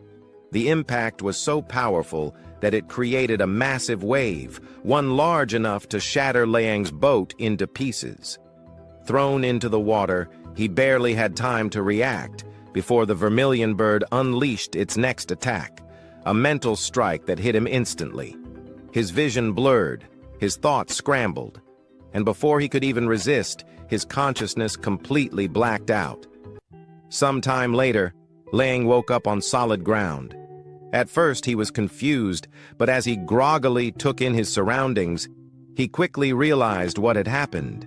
His pets had saved him yet again, pulling him away from the battlefield before things could get worse. Even so, his mind was still reeling from what he had just witnessed. Those spirit beasts were on a completely different level. Just from their battle alone, the entire weather had shifted. A full-blown tornado now raged in the middle of the lake, created by the sheer force of their clash. If a primordial toad was capable of catching a beast that could create such a vortex, then capturing one himself would be an entirely different challenge. That thought alone made him feel ridiculously small. But that was a concern for the distant future. For now, he still hadn't caught the one fish he actually needed. To make things worse, his boat was destroyed, and all the fish he had caught so far were gone. His progress was completely delayed, which was frustrating to say the least. With a heavy sigh, he decided to take a break before his irritation got the best of him. Just as he was about to resign himself to his bad luck, something unexpected happened. His lazy crocodile, who was usually too sluggish to be of any use, had actually come through when it mattered most. While Leang had been knocked out, it had somehow managed to catch a spirit fish. And just like that, things weren't so bad after all. With this, he could finally break through the skin barrier and grow stronger. Leang went straight to his house and immediately began cultivating blood energy. Blood energy, he reflected, was a manifestation of a martial artist's physical strength. However, possessing strong blood energy alone did not equate to power. Rather, it was because their physical constitution was robust enough that they could condense sufficient blood energy. Blood energy was not the cause of strength, but the result. Yet, this result, in turn, reinforced the cause, creating a positive cycle that grew endlessly. With Senior Hu's guidance and the resources provided, Leang felt confident in his ability to progress. This confidence was further bolstered after he received a concentration incense, a rare aid that helped martial artists break through their gates more easily. The key to breaking through the Pi Gate and becoming a martial artist lay in tempering the blood energy in the chest. Each time Leang trained his blood energy, he replenished it with fish meat. Despite this, after 38 attempts, he still felt he was just a little short of achieving his goal. It was then that he recalled another piece of advice from Senior Hu. Another key to breaking through the Pi Gate was to use qi and blood inner force to stimulate the body's fascia and skin, achieving the effect of skin refinement. Qi and blood referred to the energy one felt in their chest when practicing martial arts. It was the essence condensed by the human body, the very root of life. When a martial artist could sense a warm current flowing from their chest, merging with their blood energy, this qi would begin to move. It would spread toward the limbs and bones, and finally, when it reached the fascia and skin, it would transform into a surge of heat. That was skin refinement. Indeed, Leang could feel that he was close, but unfortunately, it still wasn't enough. This was already his 40th attempt, and he was still a little short. Frustrated, he turned to his system for answers. There, he noticed that his synchronization was only at 49%. It seemed logical to assume that once he hit 50%, something major would change within him, allowing him to finally reach the next stage of his cultivation. However, raising his synchronization now was easier said than done. The fish meat he had stored was already gone, and the lotus roots barely had any effect on him anymore. It appeared he had no choice but to head back down and catch another mystic fish. To his surprise, Leang had taken much longer than expected, and by the time he realized it, morning had already arrived. Before he could even get out of bed, someone was knocking on his door. It turned out to be Gia Chang and Libo's fathers. Since they had seen him come home late the night before, they wanted to ask if he had seen their sons. Apparently, the two hadn't been home for 2 days, and their parents were starting to get worried. They weren't sure if their kids were still at the martial hall or if they had wandered off somewhere, messing around again. Leang reassured them, explaining that there was no need to worry. The three of them had performed well and caught the attention of the martial instructors, who had specifically set aside a room for them in the courtyard. As a result, they had been staying there, focusing on their training. As one might expect, their fathers were both delighted and proud. It truly sounded like their sons, and it seemed like Yixing City had produced a few martial artists after all. This wasn't much of a surprise, as everyone had watched these kids grow up together and had always known they would achieve something big one day. Leang kept his smile on but didn't reveal the whole truth. The real reason Jichang and Libo hadn't returned with him was that they were too scared to go back. Their injuries hadn't fully healed yet, and they didn't want their parents to worry for nothing. With that matter settled, the uncles revealed another reason for their visit. They had come to remind Leang that the village was organizing another river god sacrificial ceremony. This caught Leang by surprise. He definitely remembered this custom, but they had already held one just 3 months ago. Normally, the next ceremony shouldn't have been for another year. However, this time was different. According to the villagers, the river god had shown a divine sign the previous day. The river god had leaped out of the water and caught a flaming giant bird that had shattered the sky. The moment Liang heard this, he immediately realized what they were talking about: the river-eating toad. He had seen it, and it truly had been an epic sight. Instead of refuting their claims, he simply promised to contribute some money and take part when the time came. This was all the uncles needed to hear, as they were already running low on offerings and needed all the help they could get. Satisfied, they left. A little while later, Liang continued his training inside the Lotus Cave, going all out against his 2 beasts. Previously, he could barely win against just one, but now he was fighting both at once, effortlessly maneuvering through the water. This improvement was thanks to the increase in his fusion level. Moreover, the force of the water flow he could control was approximately 150 kilo, which could be compressed into 10 liters of water to be unleashed. This meant each liter was equivalent to 15 kilos of force. At this point, his strength underwater had already surpassed the pi gate. If he had to guess, he could probably take on 4 Yankai with ease. With this level of control, he could even form a water blade inside the water itself. However, it was still a work in progress, as it wasn't strong enough to do anything to his pets yet. If only he had a weapon suited for it, then it would definitely become a formidable technique. Speaking of weapons, Liang suddenly remembered what his 3rd senior brother had mentioned. This world had a special kind of weapon called a spirit weapon. These weapons could self-repair and even level up over time. However, forging one wasn't easy. Their cores required rare heavenly materials and earthly treasures, making it almost impossible for him to acquire one right now, or so he thought. Just then, his pet Chunky sensed something hot, even in the water below. Without hesitation, Liang turned to investigate, following Chunky's lead. Soon, he discovered an item buried beneath the rubble, still bubbling with energy. To his surprise, it was a feather, the very same vermilion bird feather from the other day. Just from its aura alone, it was obvious this wasn't ordinary. It looked special, and this might just be the very thing he had been looking for. Since Leang was already planning to visit his 3rd senior brother to select a weapon, he decided to bring the feather along and inquire about it as well. A short while later, Leang arrived at Pingyang County.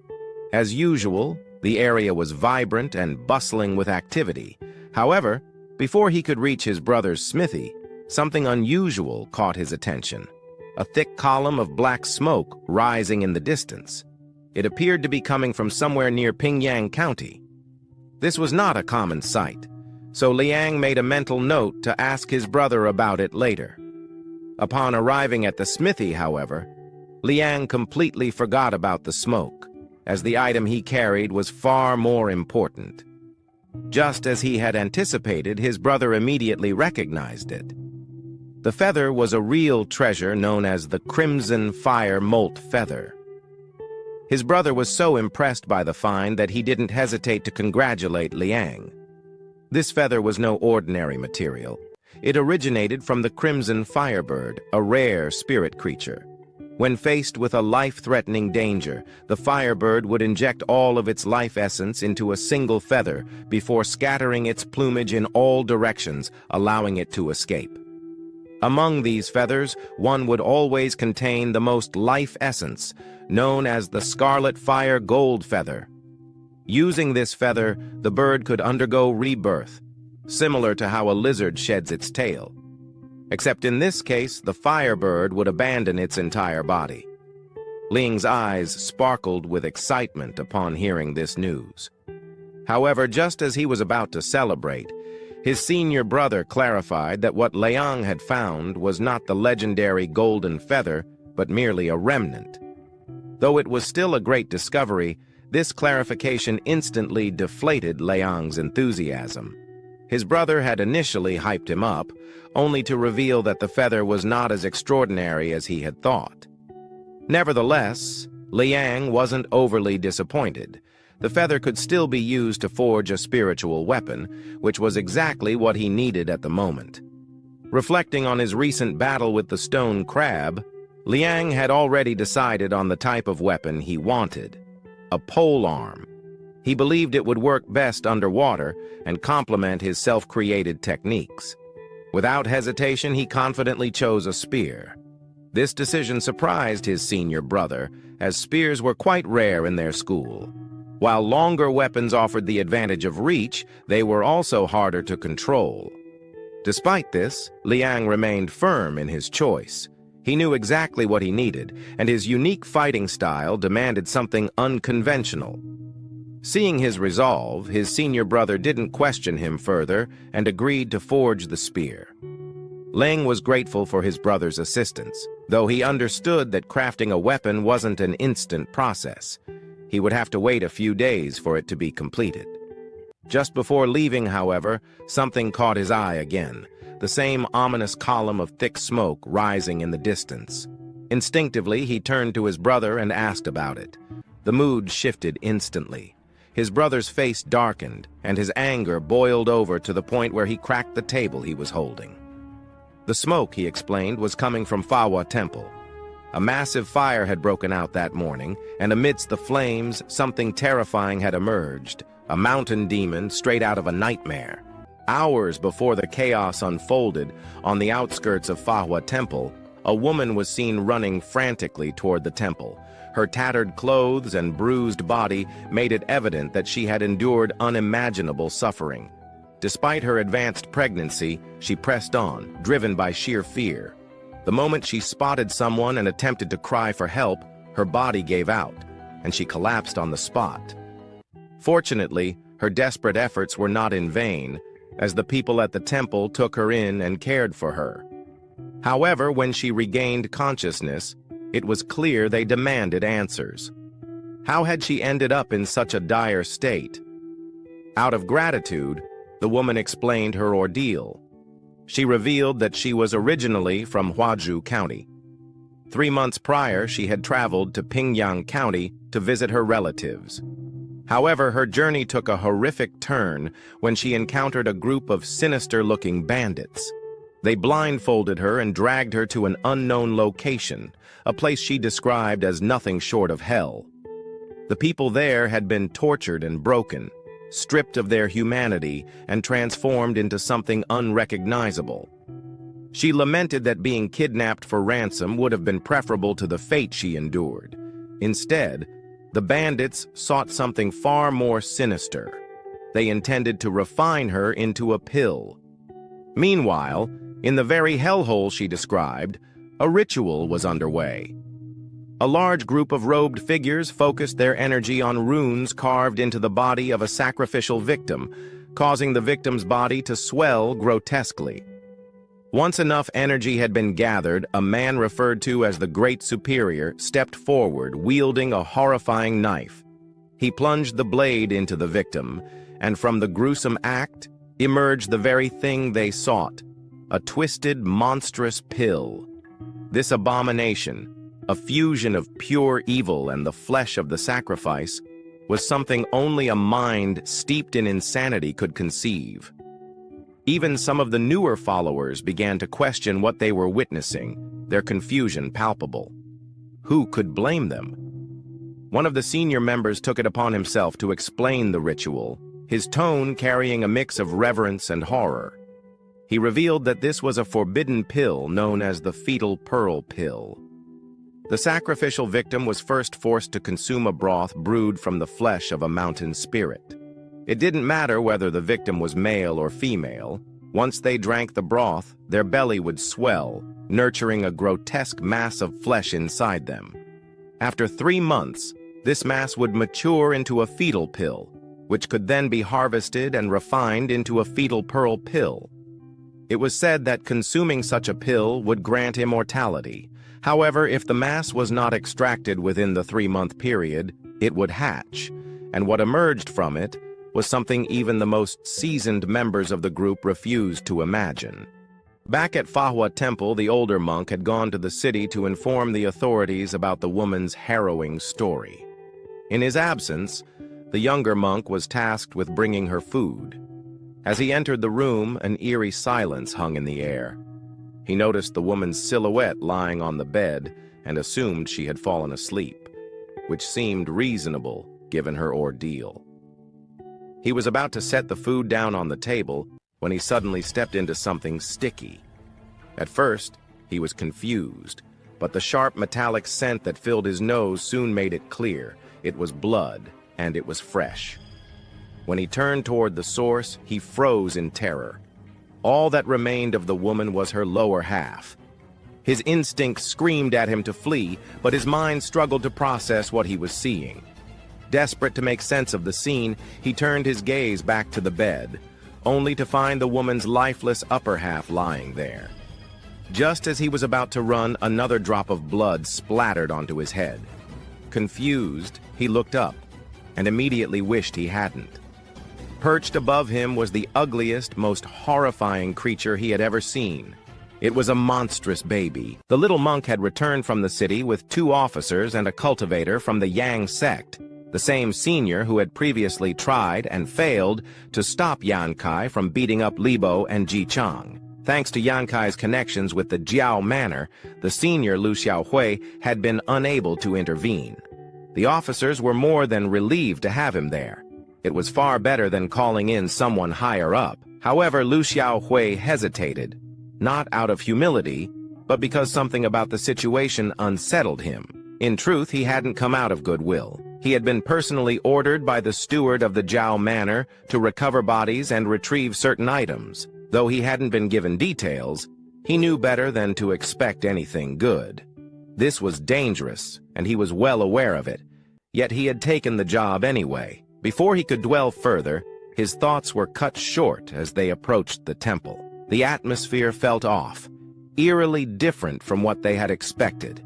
It wasn't just unsettling, it was ominous as hell. The moment they pushed open the gates, they froze, mouths agape. Countless monks lay lifeless near the entrance, their bodies sprawled across the ground as if they had been trying to flee, only to be caught right at the gates. As expected, the little monk's first concern was his master's well-being. Without hesitation, he rushed deeper into the temple. One officer followed immediately, while the other stayed behind with Lu Xiaohui to investigate. Most of the corpses bore jagged, deep bite marks, as if left by some enormous insect. But an insect of that size shouldn't exist. Worse, not a single body was left intact. Whatever had done this wasn't just a predator, it was something wicked. Lu Xiaohui cursed the steward under his breath. This wasn't what he had been told. The steward had mentioned only a few victims. But this was a massacre. Before he could process it further, the officer beside him noticed something. A prominent blood stain smeared across the floor. Judging by the trail, the bodies had been dragged to one particular place. The realization sent a chill through them. Without a word, they followed the trail, leading them straight to where the little monk and the other officer had gone. The moment they stepped inside, their breath caught in their throats. Their expressions mirrored the little monk's horror. Before them lay a waking nightmare. The corpses had been piled and woven together, twisted and fused into a grotesque nest. And sitting atop that macabre structure was something even worse, an enormous egg, but not of any natural kind. It was made of flesh, a pulsating, blood-slicked mass of tangled muscle and sinew, contorted in ways that defied nature. It was something no sane mind could have imagined, even in their worst nightmares. Before they could process it, the door behind them slammed shut. The nearest officer reacted instantly, throwing his weight against it. But no matter how hard he pushed, it wouldn't budge. It was as if something or someone was holding it shut from the outside. He shouted, demanding whoever was out there to open the damn door. But Lu Xiaohui barely spared the door a glance. He told the officer to stop worrying about it and focus on what truly mattered. The egg. Because it was about to hatch, and whatever came out of it wasn't something they could afford to underestimate. These were mountain demon eggs, the mark of the Mother Phantom sect. That revelation alone sent a shiver down the officer's spine. That sect should have died with the remnants of the ancient dynasty.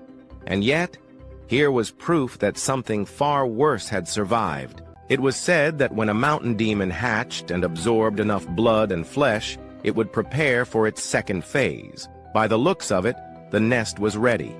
The egg wasn't just hatching, it was evolving. What would emerge would already be at the unbridled stallion stage, something that could tear through them without effort. As if on cue, the thing they dreaded finally happened. The ugliest motherfucker imaginable clawed its way out of the egg, dripping with blood and something far more vile. Its limbs were freakishly long, granting it unnatural speed. Before anyone could react, it closed the distance in an instant. Its first victim didn't even get the chance to scream. The remaining fighter's instincts surged into overdrive, but instead of running, the youngest among them chose to fight. His senior barely had time to react, reaching out to stop him. Charging in was beyond reckless, but it was too late. The monster shifted its focus to the young fool who had dared to stand against it. With terrifying ease, it caught him, sending his senior stumbling back. At that moment, the young officer realized just how close he was to death. Desperation surged through him, and he cried out for Lu Xiaohui to help, but Lu Xiaohui didn't move. His mind raced, calculating the situation. The truth was clear. He didn't stand a chance. A man who hadn't even broken through the 4 barriers was nothing against a creature at the stallion stage. The logical choice was to retreat. Survival was what mattered. That was what he had always believed. And yet, he felt disgusted. Every instinct screamed at him to run, to live, to fight another day, to take the safest path as he always had. That was why he had survived this long. He had always been adaptable, always picked the route with the best outcome. But this, leaving now, meant this monster would roam free, and that he couldn't allow. His past self wouldn't forgive him for that. Because before he became a man of intellect and logic, he had been a child with a pure heart and an unshakable dream. He had once shouted to the world that he would become a great hero, like Master Yang, someone whose name would be renowned across the lands. Back then, the other kids had looked up to him for it. Of course, he had taken pride in that. So even when he found himself outclassed, he never backed down, not even against the young master of the Jiao Manor. He had fought, despite taking a serious beating, but when he saw how his injuries made his father worry, something in him changed. He didn't want to be a burden just because of his pride. His father, however, wasn't the type to miss such a shift. He reminded his son that no matter what happened, he had to become someone he himself could respect, and that had stuck with him. So now, gripping his blade, Lu Xiaohui steeled himself to fight, to test just how powerful a stallion stage monster truly was. This was exactly why he had become a disciple of the Yang sect. Master Yang had seen something in him, and now was his chance to prove it. He charged forward, striking, but the monster dodged effortlessly, already preparing to counterattack. Lu Xiaohui was ready. He met the creature's assault head-on, their blades clashing. At that moment, memories of Master Yang's stories resurfaced. Tales of standing firm in the face of adversity, of his blade gleaming brilliantly as he swung it, flashes of steel cutting through darkness like sunlight piercing storm clouds. Even when heavily wounded and exhausted, Master Yang had never once considered stopping. If his master could fight to the bitter end, then why should he, his disciple, be any less? So even as his dominant arm was severed, he didn't waver. Instead, he shifted his grip, driving his blade deep into the monster, pinning it to the ground, just as he had planned from the beginning. The fire from the candles he had struck earlier had already begun to spread. He had never intended to defeat the beast through brute strength alone. He was too weak for that. Fire was his only chance. And for the flames to consume it completely, he had to keep it pinned down, even if it meant dying alongside it. He apologized to the young officer for involving him. There had been no other choice. He had to see this plan through no matter the cost. But the officer understood. After all, the reason he had become an officer in the first place was to do what was right. And this was undoubtedly one of those moments. He would never blame Lu Xiaohui for his decision. To his eyes, Lu Xiaohui was already a hero. That made Lu Xiaohui chuckle a little. He had always known there were people far more heroic than he was. His mind drifted back to a childhood memory, one that had shaped him more than he cared to admit. He had been just a boy when the third young master put him in a difficult position, break another child's teeth, or have his own shattered. It had seemed like a test of loyalty, but to him, it was never about fitting in. He had never cared for that. What he wanted was strength, a way to never feel powerless again. Obeying the young master's orders could have been his chance to grow strong, like the heroes in the stories he admired. So he had wrestled with the choice. Gain power at any cost, or become someone he could be proud of. It had been a harsh decision for someone so young, but when it truly mattered, he had always chosen the latter. He had stayed true to himself, not just as a man he could respect, but as someone others could look up to, because in the end, he was a hero. And heroes always did what was right, even if it meant sacrificing themselves. The scene shifts back to the guy who set everything up. Right here, he ended up receiving a scolding from his old superior, Xiao Manor, who told him that what he had done was completely wrong, since his actions would basically lead to the destruction of his family. However, to save himself, he ends up saying that they did everything they could to protect their secret. Still, they hadn't expected that woman to run so fast. Moreover, she ran straight to that temple. To make matters worse, by the time they reached the temple, they found something quite interesting. The place was completely destroyed. Additionally, there were two men there who would be extremely difficult to defeat. And on top of that, he had no choice but to leave El Shangu and the authorities behind to stall for time while they dealt with those mountain demons. As soon as he entered that mansion, they set it on fire, as it would be easier to burn all the evidence inside. However, Xiao Manor was furious at his actions and was about to scold him again. But just then, someone appeared and asked him to stop arguing, saying that the real culprits behind this foolishness were the two of them. They had lost that woman, which was a huge disaster for them. To make matters worse, the Supreme Mother realized that their actions were insincere. Deception is something they despise, and she clearly enjoys punishing people like that. With a more serious expression, he raised his hand and moved toward the subordinate who was lying on the ground, sweating and terrified, begging for mercy, but it was useless. He crushed him. While doing so, he declared that this was the will of the Supreme Mother. However, whether he liked it or not, he had caused a great disturbance among them.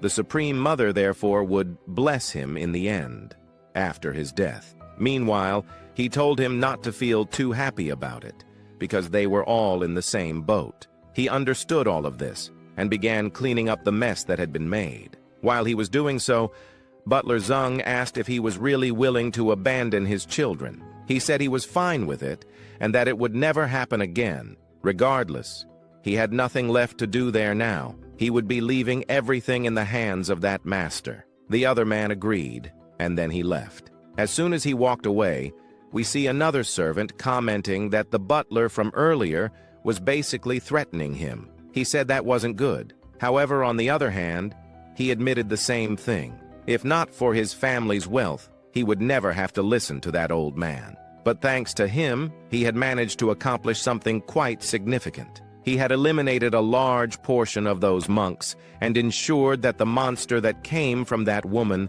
was feeding on those men. Everything was going exactly as they had planned. Now that everything was going perfectly, he only needed to find a way to escape from any potential complications. Once the situation at the Fan Huan Temple was resolved, he would be able to flee to the Huang Temple. He had a base in that territory and could live there for a long time, possibly even achieving immortality. To make things even better, he could live a peaceful life without Yang interfering in his personal affairs. Moreover, if they didn't want to be controlled by Dan, they would have to minimize the damage caused before. That was the best path to follow. While he was saying this, our scene shifted to another location. Leang reflected that he had never expected Lucha's story to end this way. However, according to Libo, he was one of the people who fought for his life that day. He seemed like a decent person. Yet according to his older brother, the school had never received any official requests from the authorities about that day. But he also wondered why, especially in relation to the Fan Huan Temple. Knowing it was all a scheme by some individuals, he realized that this world was truly cruel. Even so, he simply thought that maybe that monster outside had already been exterminated, until someone called out to him. He wondered if he was really back, and when he saw who was calling him, he recognized him as Uncle Shen. He started wondering what was going on. Uncle Shen told him that he should go home, as he needed to see something with his own eyes. There was a large crowd gathered at the entrance of his house. Hearing this, he simply walked toward the front door. As he walked, the mountain trembled beneath him, and he observed the entire scene below. But suddenly, a mysterious hand appeared and crushed a centipede. Meanwhile, someone was calling for immortality, while another was calling for Liang. The monster that crushed the centipede merely grabbed it and devoured it. As this happened, the scene transitioned to yet another location. Someone remarked that, according to the great men who had lived in this world, this was essentially the dilemma. In order to become stronger, one must undergo immense suffering and sadness. The greater the suffering, the greater the strength. While discussing this, we heard some noises. Meanwhile, the scene shifts to another location where someone else is saying the exact same thing. As he spoke about suffering being the foundation of everything, something essential to becoming a good boy in the future, the boy beneath him did not quite agree. After all, he was pleading for it to stop, as he had already been there for half an hour, receiving some kind of punishment for some reason. Moreover, those slaps. However, on the other hand, the man said the opposite. He was the boy's father, and besides, he was quite smart. How could he possibly be more foolish than his own son? Just before he could continue hitting him, the boy, Raintal, asked his father if he would really go on, questioning whether all this beating would actually make him stop.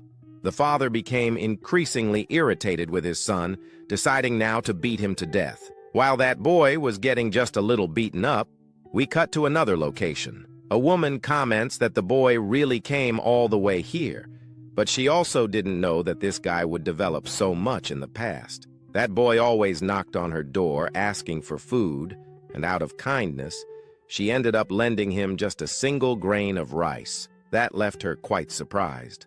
Hulk, however, was left wondering what she had just said. The next moment he gets irritated because she is an ungrateful woman. She doesn't know how hard it was to recover that grain she had lent to Liang. To make matters worse, her father had a short life expectancy. Upon hearing all of this, she simply asked him to calm down, but now he changed the subject, telling her to stop because Clip Rally was already arriving. As it arrived, we then found that same guy from before still beating his son. He commented that he would make him the strongest in Moran no matter what. However, Leang wondered what was going on. After all, this was happening right at the door of his house. At the moment when they finally encountered Leang, old Tunata stopped hitting the boy. Once he stopped, he got up and only then walked toward Leang, pressing his palms together. He was quite surprised that his nephew Leang had just returned. Now, with a rat-like face, he commented that Liang was truly the most powerful person in this life. After all, he had managed to balance everything to the point of personally becoming one of Master Yang's personal disciples. Upon hearing this, another person asked, "Master Yang? Master Yang from the martial school?" He was a renowned man, known as a great hero. A personal disciple? This meant that he had truly bowed and acknowledged him as a master. Half son, half-father. Wade then joined the martial school and Yang as well. Even the county magistrate had to show respect to the old Master Yang. This left the other onlookers completely stunned. After all, if the county magistrate had to bow to someone like him, that meant something significant. They then felt proud but quickly changed the subject. They commented that our hero would be more than welcome here. At the same time, they started wondering how old he was. Another person, with an even more rat-like face, commented that she knew from the beginning that Leang had immense potential. However, everything was interrupted when someone started saying that his son had done something so disgraceful to their family. He then approached Leang, and now that he was close, he gave Leang the honor of beating his son nearly to death. He could do it. He could do whatever he wanted because no one would stop him. At that moment, hearing this, he became interested. Since he was allowed to do it, he grabbed a rod and approached. As he got closer, he said he held no grudges, but a man couldn't live holding on to too much resentment for too long. And to make matters worse, he also wanted to live a long life. Knowing that Leang was about to start beating him, the man regretted what he had done and admitted his mistakes. In the heat of the moment, he declared that he would become Liang's servant. No, not a servant. You're my little horse, Leang corrected him. The man only asked for one thing, to be spared after this humiliation. In response, Leang took the staff and threw it away, saying he would leave it for another time, or perhaps never. At that moment, he went far, perhaps too far. He had other things to do now. However, as he was about to leave, he was interrupted by some men who were still tied up. He became angry at his father because he still wanted to beat him more. However, his own father approached and told his nephew Leang that he was not so generous but also should not be ungrateful. So, to avoid being too ungrateful, he would offer him 2,000 yuan silver coins. The moment he mentioned this, everyone was shocked. After all, he was offering our hero 2,000 yuan silver coins, leaving everyone completely astonished. He found so many coins in life, and also that a guy didn't find them? It was the same one from before, the one who either gave or wanted to refuse some things to Leang. He comments that everyone should leave since Leang was one of his true nephews, so the gift should be given to him right there. And as soon as everyone sees it, they start pointing out some things about him. He even tells him to be ashamed because when Wade was practically starving, he was the first to shut the doors on him. That was exactly how it was. And now that he's making the best money, he's showing up in front of everyone, trying to take the money for himself. At that moment, he turns to his nephew and asks himself, "Who is this guy?" Leang, on the other hand, responds that he doesn't know. In the benefactor's memory, this was the ungrateful uncle who was never really family, just a leech who took advantage of others. And even if he insisted on doing something, nothing would change in that village. It was basically the festival of the river god. So he offers that guy one of those with plenty of coins to pay off all the debts. After all, he has a lot of money, and everyone in the village must be making an effort to pay at least one silver coin.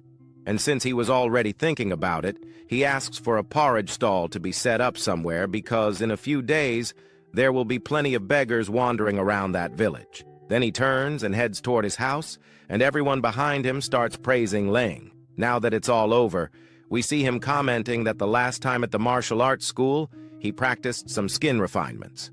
But at that moment, he felt that his skin had reached its limit. It was no longer stretching as before, but rather swelling. If he wasn't mistaken, he should be able to break through the skin portal today. But one thing was certain.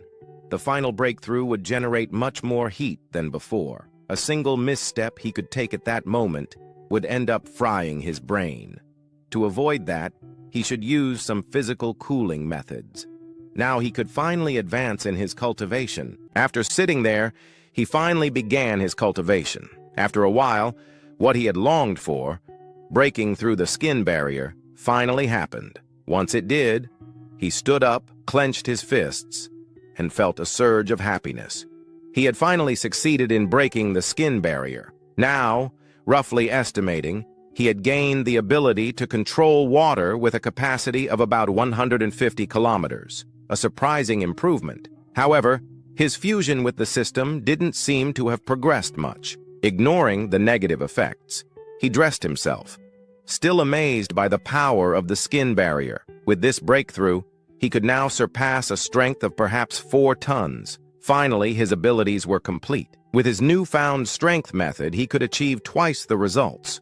Though for him, this was no longer satisfactory. Just as he considered moving to another place, he opened the door, only to slam it directly into someone's face. The impact sent the person tumbling to the ground. Lying there, the man wondered if this wasn't his beloved nephew. Liang immediately recognized him as Liang Guangtian. Since he was here, Liang questioned what he wanted. The man stood up and suggested that maybe Liang was hungry, offering him a small portion of food. Before he could finish speaking, Liang refused. Moreover, it seemed the man intended to keep the food for himself. In this world, rice was a valuable commodity. Liang turned and closed the door, but the man asked him to wait. Unintentionally, Liang pushed the door back open to hear him out, only for it to hit the man in the face again, knocking him to the floor once more. This time, red liquid trickled from his nose. The man shouted that he was Liang's uncle and, by blood, had rights to the house. He demanded to know why Liang hadn't accepted the large sum of money offered by that big man. He began calling Liang crazy, screaming like a madman, while a small crowd gathered behind him. The scene shifted back to the man, who ranted that Liang should have used that money to support himself, his cousin, and even him. After all, as the eldest, he was practically a father figure to Liang. But these threats only made Liang feel uneasy.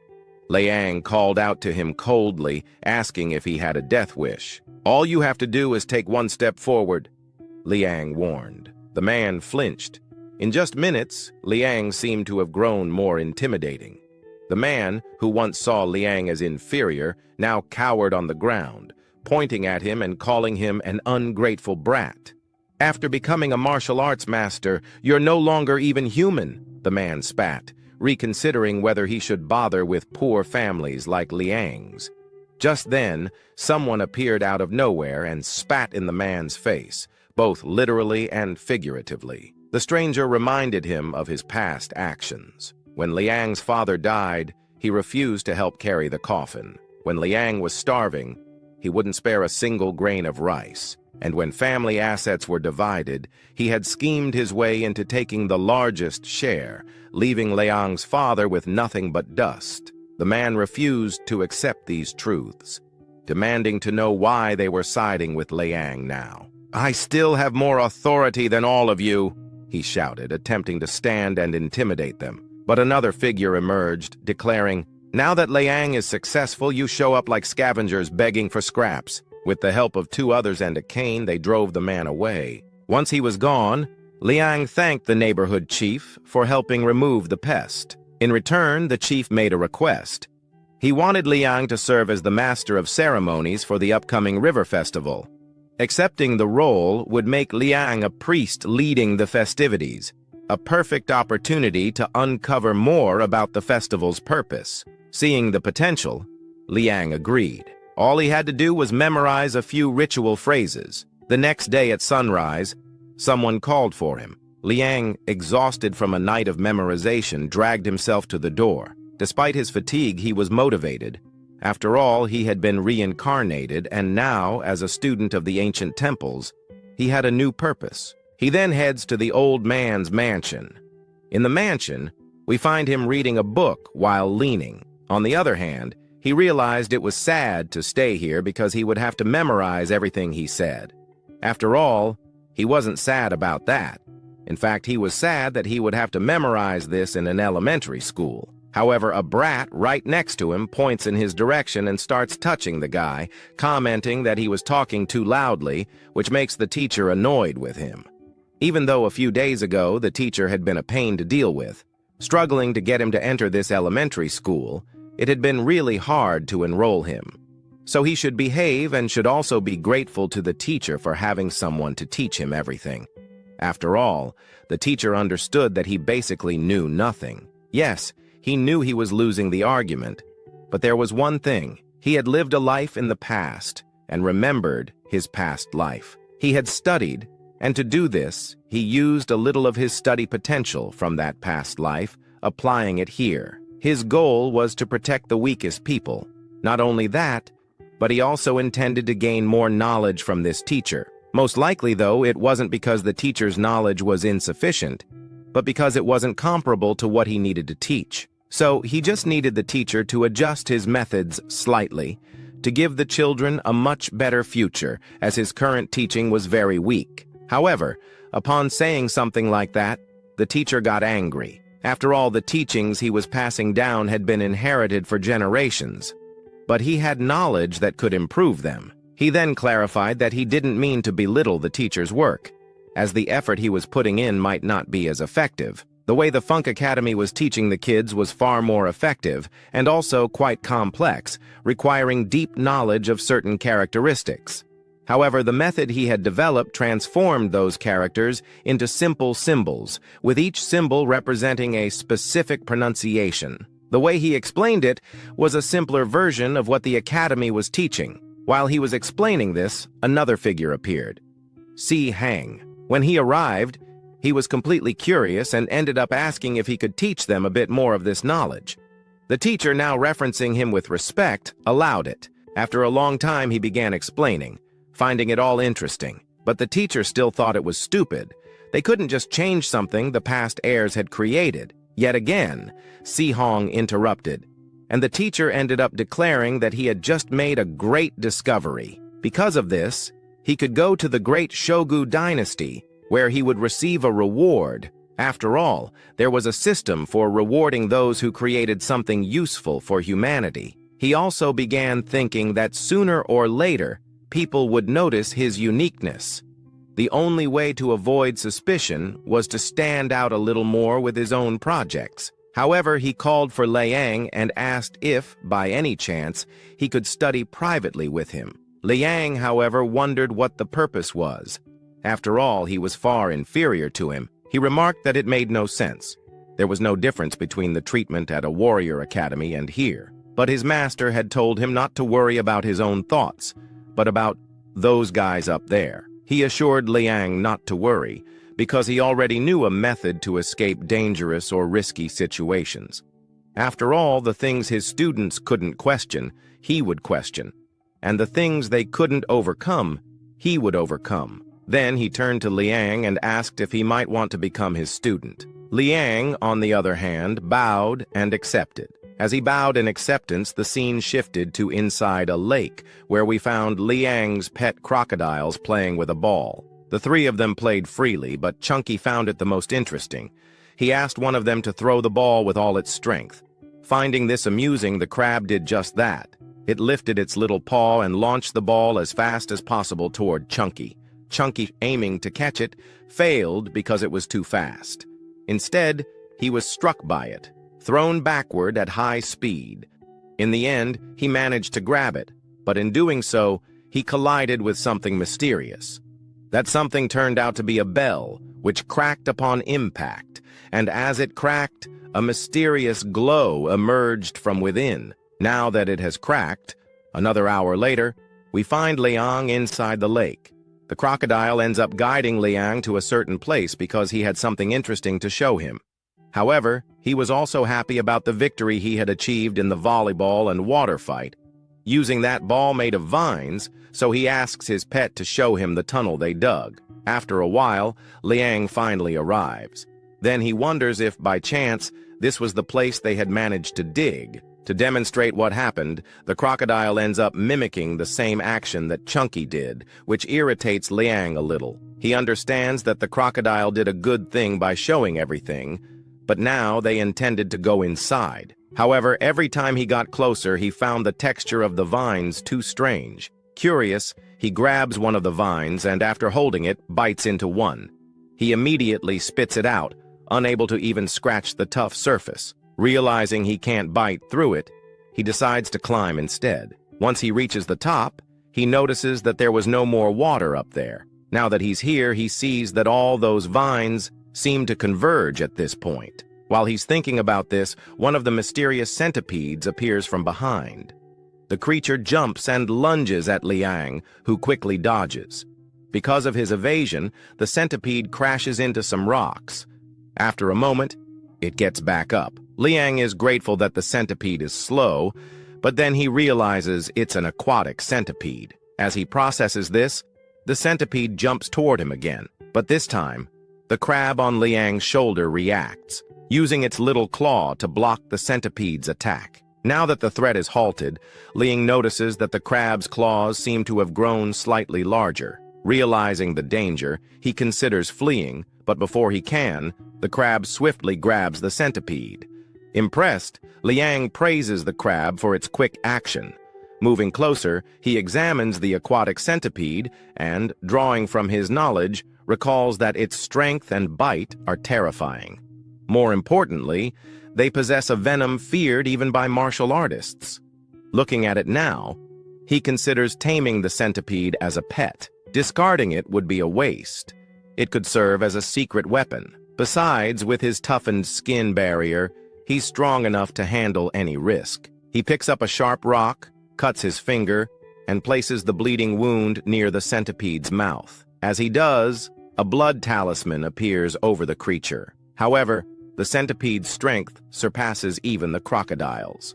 The system warns him of its innate danger, but after a prolonged struggle, he finally tames it. Now that it's his, he names the fierce centipede Wei. But another realization strikes him. To level up this centipede, he'll need to spend 10,000 water essence. The staggering cost leaves Liang shocked.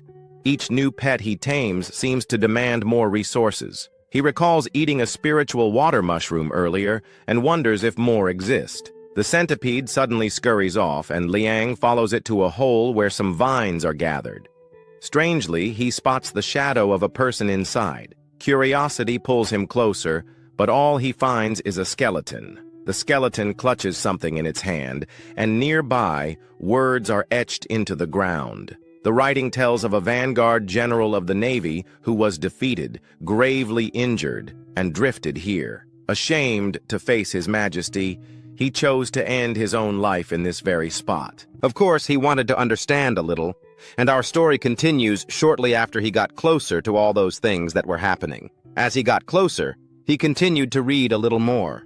However, the things that were written on the ground were practically disappearing, which meant he didn't end up understanding many things. If he is a warrior, Leang then begins to think that there must very likely be some weapons stored or thrown away nearby, or maybe even that mushroom over there holds something spiritual. Out of curiosity, he looks inside the box and finds some spiritual mushrooms. However, before he can leave, he will be taken to a specific place to be buried and given a dignified burial. Additionally, with that, he will finally be able to reach level 50. In the meantime, he sits there in front of his pets, who end up wanting to eat the mushrooms. However, Liang refuses. After resisting for a while, he takes a piece and devours it, finishing it a few minutes later. He feels completely light and soft, but then the system shows that he has just gained 216 points of water essence. He is surprised by this because even the crab eggs didn't give him that much.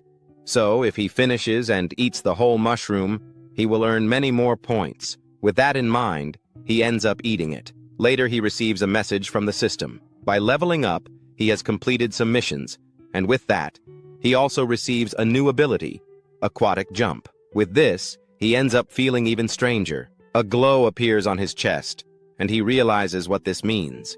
It makes him stronger. He approaches the exhausted figure on the ground, now just a skeleton, and refers to him with respect for having granted this new power. However, now with his new abilities, he sees a puddle of water and starts thinking that he should be using his powers underwater. We can see him using his new ability. By the way, it's very good. He can run very fast, but he can't control it well because in the end he ends up slamming into a wall. Besides, while the movement ability is impressive, it consumes a lot of his stamina. As for that ability, thousands of aquatic steps. If it really is real, this would be absolutely insane. But this time, his aquatic ability increased slightly. Before, it was 150 grams, but now it has risen to 400 grams. A last burst of strength was saved, while his creatures each grew by 200 to 500 points. Among his animals, his beloved little crab had a much greater evolution, which surprises Liang greatly, especially because the calculations he made don't even match the evolution his pets underwent. But also, who had an evolution? Well, it's their bard. However, he doesn't think too deeply about it because he shouldn't dwell on it. The Rio Festival is about to happen, so he'll use this time to study with some masters there. He also has a bad feeling about what will occur at this festival, so he knows he should get a little stronger. A week later, the village is calm, until someone approaches Liang's house, warning him that the Rio Festival is today. Liang calls for the centipede, which crawls onto his hand and transforms into a bracelet. With that, he goes to the door and opens it. After all, today, he should be attending the Rio Festival, and so, he arrives at a certain place where several people are gathered. Among them is a little girl who, out of nowhere, starts crying while walking with her mother. Confused, the mother approaches her daughter and asks what happened. The girl points in a direction and says there was a monster there, but when they look, they find nothing. Since she doesn't see anything, the mother tells her to stop telling stories, and they leave to enjoy the festival. Meanwhile, the scene advances further, and there we find the monster the girl had just encountered. This monster spoke of immortality, yet it called for Liang, thirsty to find him. The scene changes to the festival, where everyone was happy, beating drums and offering animals as sacrifices to the river god. As we look around, we find a man carrying a haystack with smoke billowing from it. He urges Liang to go ahead, as his goal was to reach the stage and deliver a beautiful speech to the crowd. With his goal achieved, Liang begins climbing the stairs. Only after a long time do we see, down below, the same man from before, still holding the haystack, announce that the festival was about to begin. Liang takes a scroll and starts speaking, addressing a certain river god, urging it to calm down. As he speaks, we see Liang's two friends below, both looking up at him. They realize that Liang is now at a vastly higher status than them. They wonder what happened. After all, they grew up together. Shouldn't they be equals? While they ponder this, Liang remains 100% focused, reading from his scroll. Meanwhile, atop some nearby houses, the monster from earlier reappears. It crawls stealthily across the rooftops until it finally spots Liang. Sensing its presence, Liang recognizes it. This was the ghost of the mountain, the very creature Brother Lu had warned him about. These monsters have rocky skin, resembling tree bark, just as described in the legends and illustrations of the Romotang oddity. During the commotion, the little girl from before suddenly freezes. Once again, she notices the monster's presence and screams, calling for her mother. Her mother, confused, doesn't understand what's happening. The creature, perched on the roof, suddenly leaps down, landing on the ground below. Chaos erupts as people scatter, shouting for others to run. Liang yells at the girl to get away as fast as possible. The little girl, disoriented, searches for her mother, while her mother, equally lost, stumbles around in confusion. The monster prowls through the crowd until it spots the girl again and charges toward her. Liang, seeing this, sprints to intervene, but he realizes he won't make it in time. Just as the situation turns dire, the girl's mother watches in horror as the beast closes in.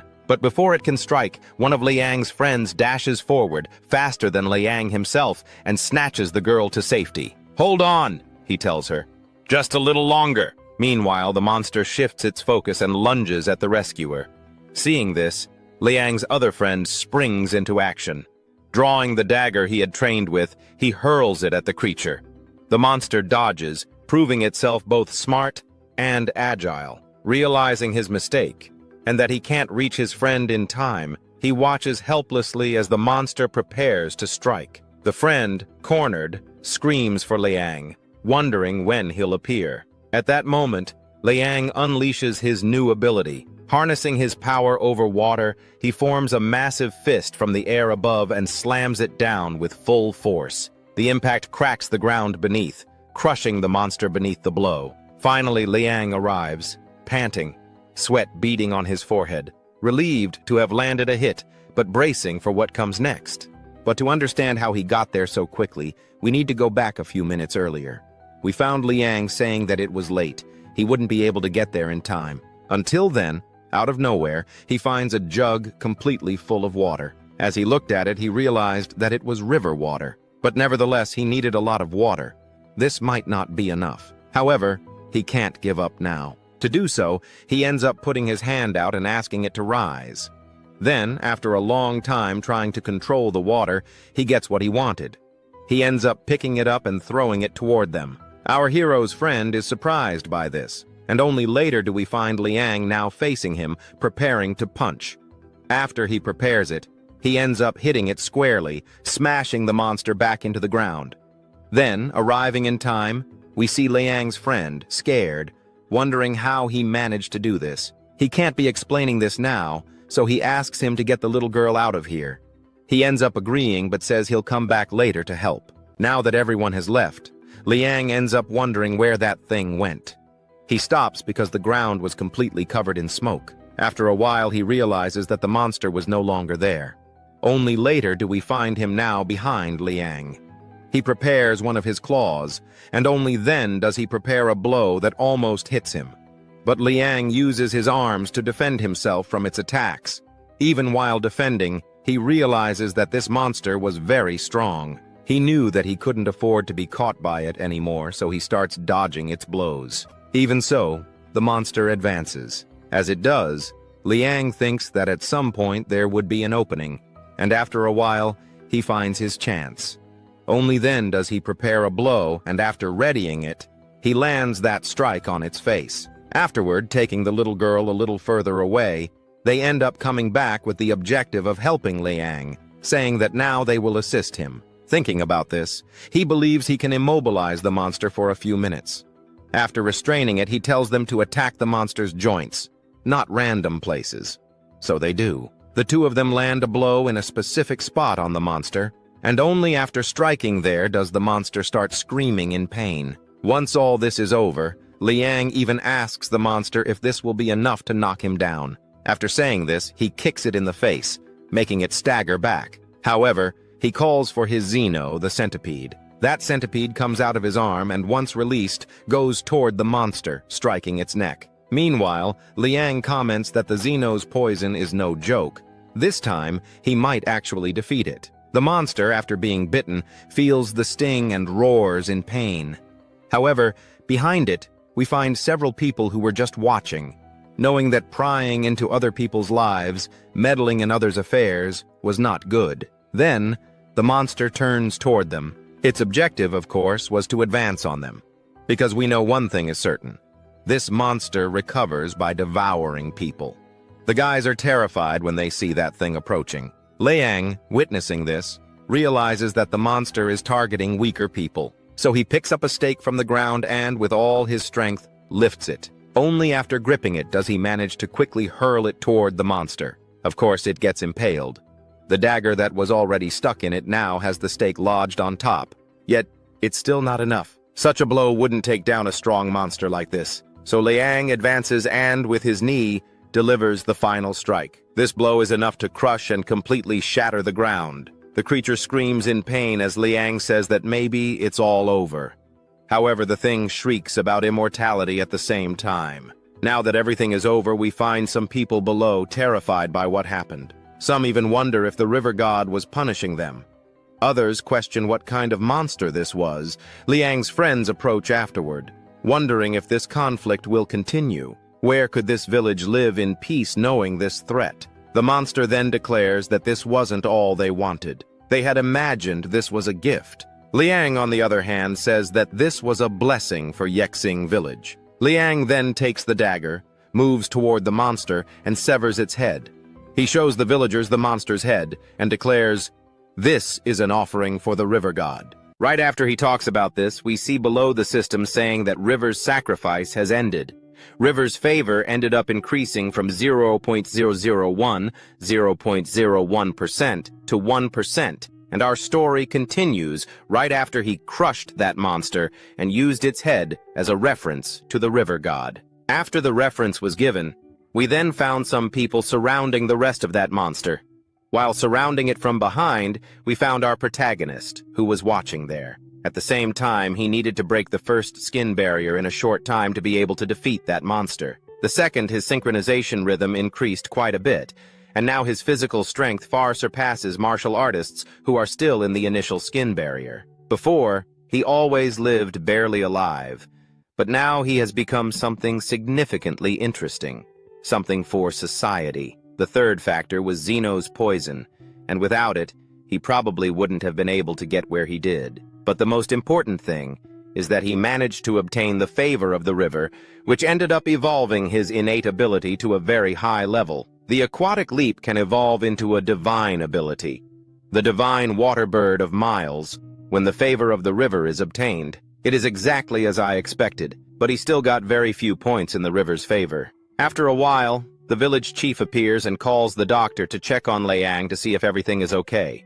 He approaches and realizes that Leang was becoming an extremely powerful person. He just had to follow the right path, and he would be able to get what he wanted so much. He thanks him, but then asks him to take care of his wound. The doctor does so, but at this moment, while picking up his cloak, he realizes that the material is extremely good. He even asks what kind of material was used in this. Leang explains that it was his second oldest brother who gave it to him, and that it was made with the skin of the bear dog, which resists as if it were steel. The doctor, on the other hand, realizes that not even using this armor would he be able to defend himself against other strong opponents, so he must become strong. Furthermore, Leang managed to break through the skin barrier.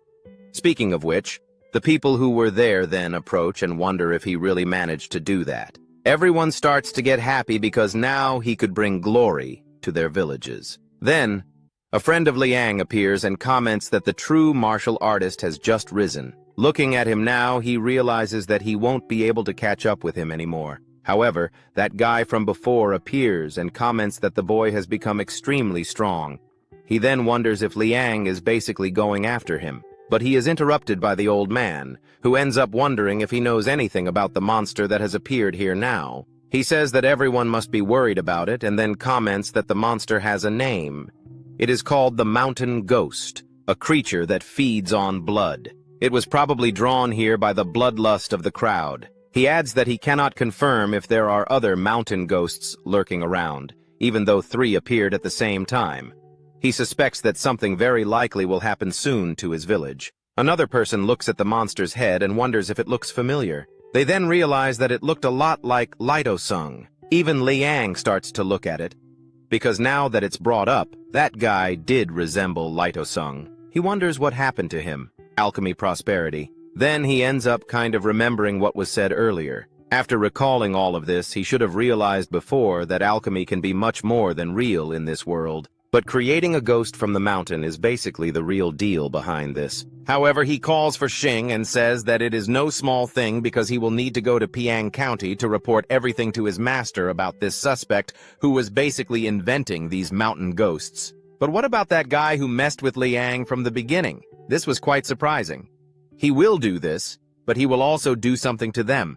He basically wants an answer from them, no matter the cost. Already in the county, the next day, the wife of Liang's master appears and wonders what Liang wanted so much here. It was even rare to see Liang, but then he greets her and comments that he had something important to discuss with his master. A little while later, we see them sitting in a corner talking. He mentions that this incident with the mountain ghost may all be connected to the Zola estate. She, on the other hand, thinks he is too smart, and it is no wonder that his own master considers it a huge advantage to have him by his side. However, on the other hand, we see him wondering if she already knew this from the beginning. Then she laughs and tells him not to be so anxious. After all, he forgot who his master was. He is none other than Yang Dong himself, the only Tiger House kingdom in this place, here in Piang. Most likely, in an estate far away from Joel, we then find a very calm temple. At this moment, however, we see 3 people walking toward this place where they were going to meet. But as one of the 3 is walking straight and turns back, the moment he turns around, he gets a little scared and even falls to the ground. Now on the ground, he points in a direction and shouts so that everyone would look back and wonder what was happening, especially because now they were being attacked by something. From afar, we see everything that was happening. A gigantic sword appears from the sky, and this gigantic sword goes toward that certain place. The guy who was on the ground only saw that thing approaching. The one who really did all this was Liang's master, Yang Dong, one of the owners of these places that he basically almost owns. He came kindly, personally asking them to surrender right away. Before anything can happen there, the scene returns to the same place where Leang was before. Here, he is seen in the dark night, training. He hides as much as he can on a piece of wood and comments that 2 days have already passed on the master's property. The lady even told him to stay in Martial Hall so he wouldn't interfere with his own master's plans. She also gave him a bar worth 2,000 yuan so he could at least pay for the estate's daily expenses. Soon after, we see him surprised by the large amount of money given to him. However, thanks to the piles of flesh restoration, the lady's injuries healed much faster than normal. Yet, the master and the lady suspect that the cult, the Ghost Mother cult, launched a large-scale attack on martial artists in the hall to refine more pills. That's why they're keeping Leang there purely for safety. After a while, he finishes his last daily training. However, as soon as he does, something quickly flies toward him. Leang, noticing this, swiftly raises his hand, grabs a rock, and throws it as hard as possible, cracking the wall. He then demands to know who's there, only to soon realize it was his brother, Junior. He also acknowledges that his own vigilance was quite high. Junior admits he came as quickly as possible upon learning Leang was there, wanting to see him up close and observe his training. However, the topics they discuss are minor, which surprises Leang since Junior only returned today. Junior then invites Leang to train with him, throwing a spear in his direction. Leang catches it, eager to train, and resolves to fight seriously against his brother without holding back. He asks Junior to teach him some moves, skills, or techniques. As the fight begins, Junior picks up an orange, tosses it into the air, and directs Liang's attention to it. Meanwhile, he uses his spear to strike, but Leang blocks the move. The two engage in combat, and Leang eventually finds an opening. He considers counterattacking with his spear, but hesitates. Junior smirks, breaks Liang's stance, and ducks, avoiding any hits. Realizing he's at a disadvantage, Leang throws his spear aside, but Junior catches it. Junior then steps over Liang's spear and urges him to move faster. Finally, the orange falls to the ground, signaling the end of their sparring session. After the fight, Junior realizes Leang has broken through the skin barrier with his speed, confirming he has a pattern of destiny, something that astonishes Leang, who was unaware. However, Junior explains that one day, the pattern of destiny will fade, but he won't elaborate further since their master will teach him in due time. Still, they can't just stand idle, so Junior challenges Leang to another fight. Leang agrees, and they clash once more. After a long battle, Leang collapses, exhausted. As he sits there, Junior remarks that Leang's earlier claims about the Xiao property align with his own recent investigations. It seems something is off balance, as if someone is deliberately leaving traces behind, or perhaps Junior is just overly suspicious. He tells Leang to forget about it for now. Since Leang has broken through the skin barrier, Junior offers him a useful book called The Steel Strength Method, perfect for martial artists at the skin stage. He explains that martial arts techniques are divided into two categories, movements and strength techniques. Strength techniques involve channeling qi and blood, requiring deep control, something only top martial artists master. There's also an intriguing method for harnessing blood qi. Junior instructs Leang to finish the book first, then apply what he's learned in their next training session. Leang thanks him but then asks why Junior sought him out in the first place. Junior nearly forgets, but remembers he was sent to inform Leang that the special weapon he'd been waiting for was finally completed. Delighted, Leang celebrates, but the scene abruptly shifts to another location. Below, chains rattle as another monster, similar to the one that invaded Liang's village, lurks. Captured people are forced to follow a grim path. A guard, startled, recognizes a girl passing by as the same age as his daughter. Another man orders him to ignore her and move on. Elsewhere, a man reports finding crucial ingredients, though some exceptions exist. Rare materials meant for feeding a particular experiment. They must proceed carefully to ensure everything goes as planned. Inside a cell, frightened prisoners whisper in confusion. Below them, another voice cries out for his young master. Scene shifts to another location. Spiritual weapons, as incredible as it may seem, have a spirit, and where there is spirit, there is also nature. Only those with furious arms can wield these weapons in their hands. But to reach perfection, it was necessary to forge it. Here, we see brother taking the iron bar that Leang had. Only after preparing it does he place it in the fire. He needed to refine its essence and increase its resistance. Having completed the first steps, it was now time for the second, activating the latent energy inside the feather core and letting it be absorbed by the tungsten steel. And now, we see that the steel, once an ordinary material, has transformed into something else. To achieve this, he must use a type of blood that is somewhat foreign. With that, he can now complete the tip of Liang's spear. At this point, all he needed was the final ingredient, the host's blood. Our hero, standing beside him, simply agrees. He takes his knife and makes a cut, just enough. Then, he approaches his weapon below and lets a single drop fall upon it. The moment the blood touches the steel, a phoenix emerges.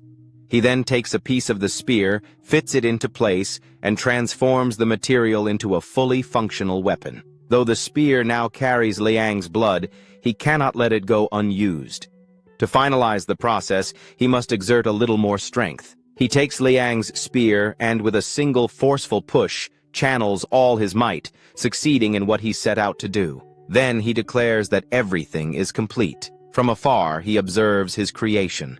A powerful and finely crafted weapon. He picks it up, realizing its considerable weight, yet finds it manageable. With a few practiced movements, he finally wields the weapon with confidence. Holding it now, he feels a strange connection between himself and the spear. But to truly master its power, he must train further. Moving to an open space, he demonstrates the weapon's capabilities, executing swift and precise strikes. In the background, his brother watches, praising him. Now that he possesses this weapon, he decides to name it. He considers calling it Fubo, but just as he does, another figure appears, also praising Liang. Surprised, he wonders why his older brothers are here. They explain that their master sent them to investigate. During their mission, they stumbled upon a room with several girls. While admiring them, they overheard a crucial clue, the location of the Great Mother's hideout. At first, he considered leaving immediately, but he decided to stay and enjoy the company.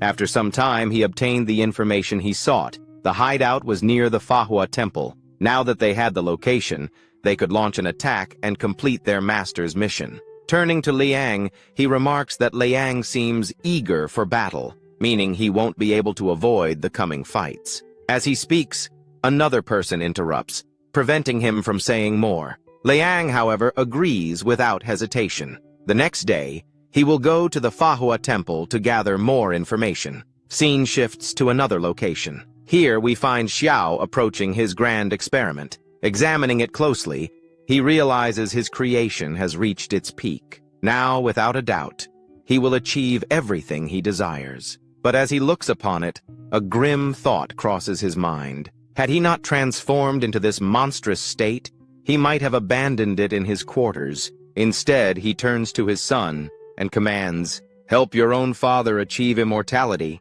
The scene returns to the same place again. There, at the entrances, we again find other people, or rather other women, being taken to this same location. Looking at today's treasure, it will be a pretty high sacrifice, and it seems they should enjoy it a little. But their boss orders them not to keep interrupting his superior's plan. Irritated by this, he continues with the preparations. After a while, we see Liang and his group. It seems this must be the place where Shui ended up, as mentioned before. But it's also a good thing that their own master left behind some beautiful dogs. This dog here helped them get to this place, but it suddenly gets irritated by something and starts barking. Liang tells it to stay calm. Otherwise, it would attract attention. Eventually, the dog settles down. However, Liang asks where his older brother went, but no answer is given here. He picks up an arrow, takes a breath, and takes aim. Only after he aims do we see the arrow fired.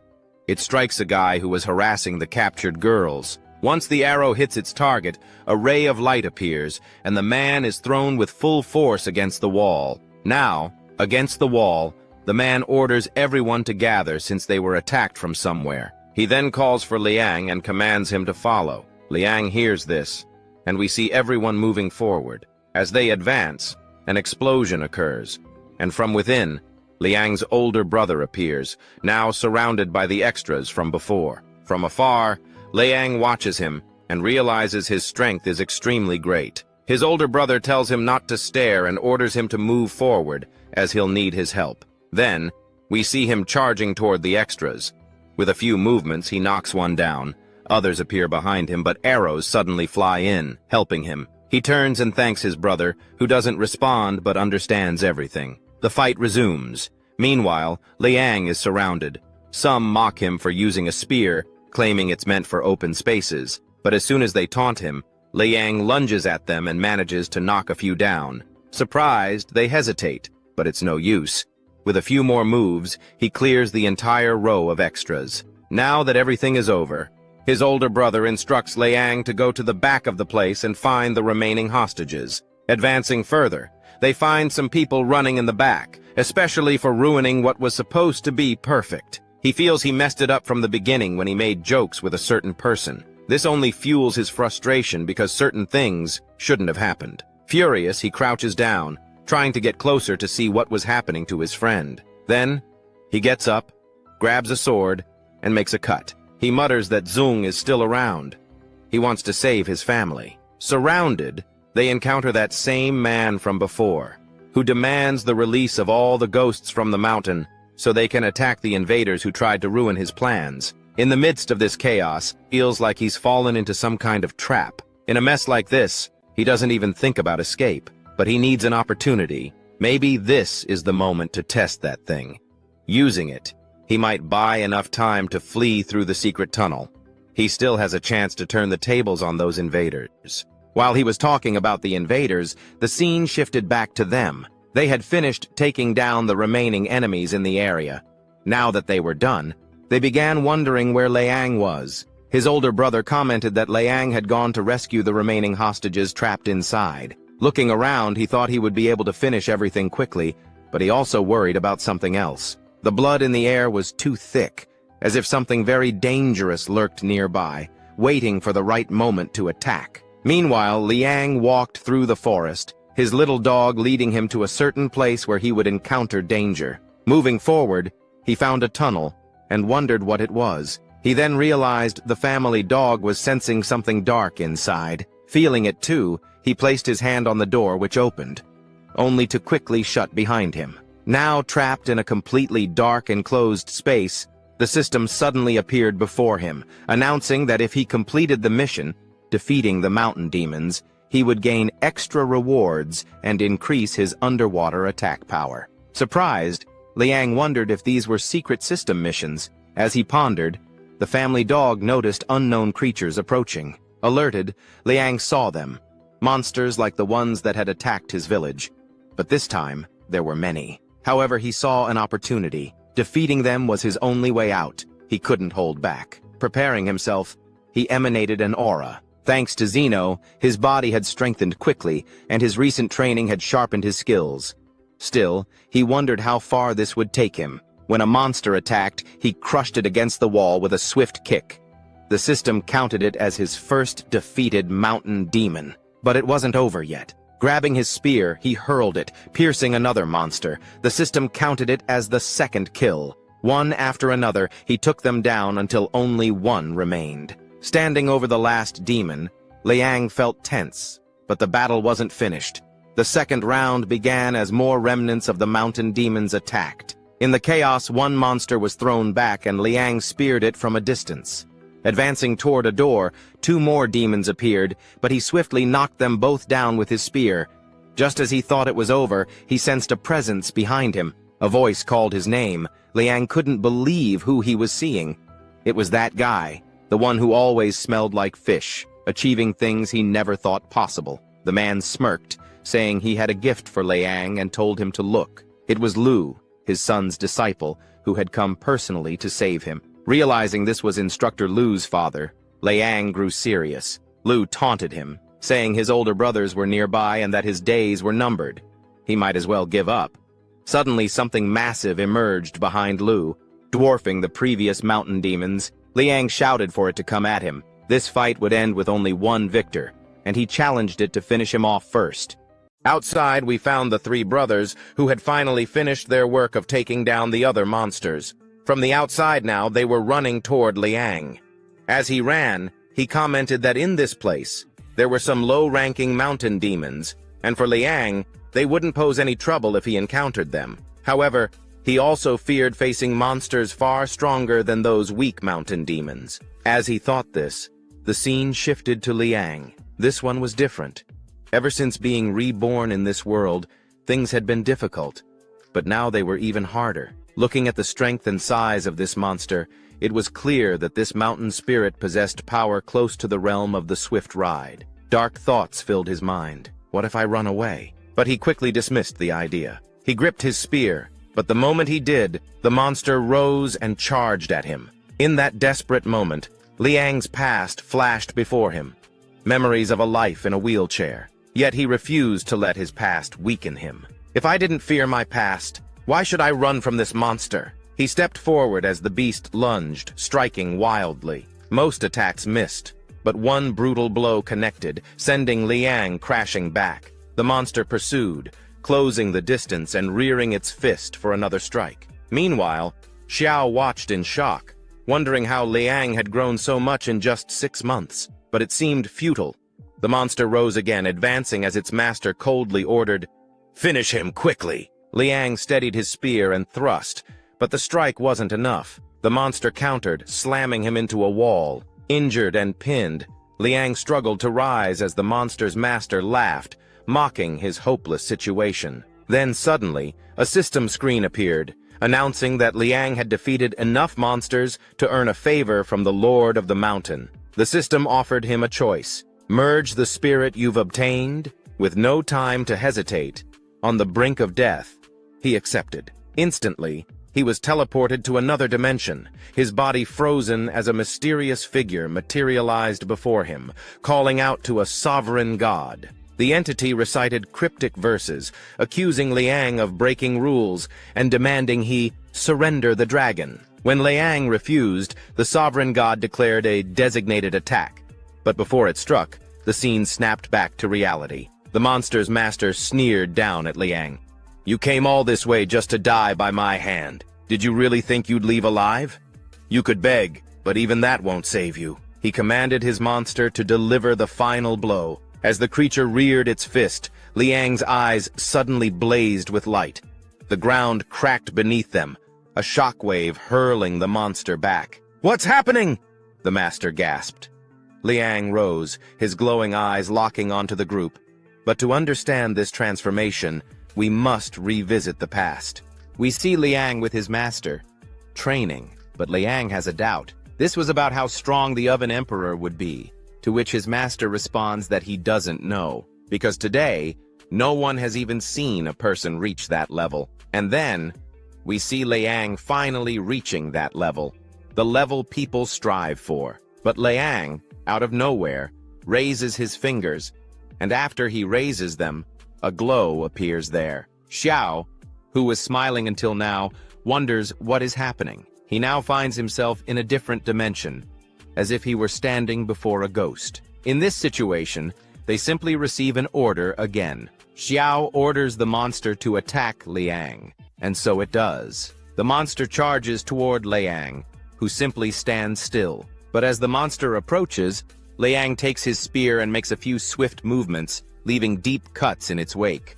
The monster doesn't understand anything, but its master is happy, thinking Leang's attack failed completely. Then, he is shocked when the monster he created begins disappearing. He doesn't understand what's happening. His son, now in this monstrous form, turns around and moves toward his own father, Xiao. Desperate, Xiao runs toward him, trying to say his last goodbye, but he doesn't succeed. The monster vanishes right in front of him. Returning to the real world, Xiao now believes there is nothing left for him. What comes next? Before him lies Leang, collapsed on the ground from pure exhaustion. And of course all of this happened because of Leang. It was because of him that Xiao lost everything, including his strongest monster. Yao even considers getting up, but when he turns left, he sees an explosion. Immediately after, Liang's brothers appear, having finally reached another secret chamber. They advance cautiously and find Leang lying stiff on the ground. Concerned, they wonder what happened to him. They grab Leang to carry him out, examining his condition. It seems he fought something incredibly powerful. Meanwhile, the boss of the monster grows furious. Everything is going wrong. He tries to flee, but suddenly, several people appear, blocking his escape. With no other options, he watches helplessly as Liang's brothers prepare to take Liang away. Realizing they are leaving, Xiao also decides to escape through a secret exit, but just as he prepares to jump, someone calls his name from behind, a hooded figure. Startled, Xiao turns and recognizes him as Ling Yong. Ling Yong demands to know where his family is, gripping his necklace tightly. Xiao, overwhelmed with anger, snaps that perhaps his entire family was devoured by the mountain demon. As he says this, his fury grows uncontrollably. In a flash, he draws his sword and slashes sideways, striking Xiao down. After delivering the blow, Ling Yong leaves, muttering that there's still a chance his family might yet be alive. The scene changes to another location. Liang comments that his body hurts in every corner, and it feels as though it was dismantled part by part. While speaking, he remembers the same guy from before, the one who made a move and stirred the darkness. There had been some water around, and after everything, the man finally stopped. Only then did he turn around, but before anything else could happen, Liang wakes up. Disoriented, he no longer understands what was happening. The only thing clear is that he's now in his master's room. Yet he thinks he shouldn't be here. He should still be fighting that spirit. It seems he fainted during the battle, and his brothers brought him to this safer place. At that moment, the system appears, notifying him that he successfully managed to merge with something. Thanks to this, he can now communicate with some gods. He also realizes this is the reward for his search on the mountain and for subduing the demons. He never imagined that Lin Yang, could basically merge with his lord, transforming him into a martial arts talent. Without a doubt, his potential in the martial path has doubled. Now, he can feel the aura within his spear.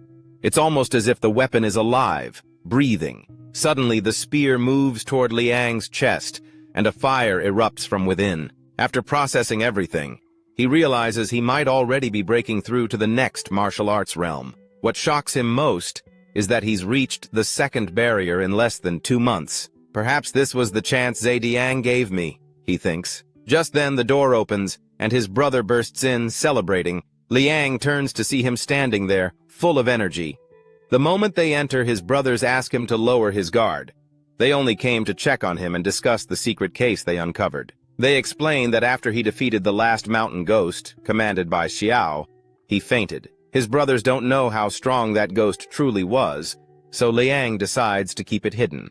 It would be too difficult to explain. He also mentions that Xiao mysteriously died mid-fight. While reflecting, Liang recalls an unknown person watching the battle. If they weren't from Xiao Palace, why didn't they help? With no other choice, he decides to report everything to his master. As he prepares to leave, his brother advises him to rest, but also mentions that Liang's new mansion is nearly finished. Surprised, Liang heads to the construction site and is left speechless.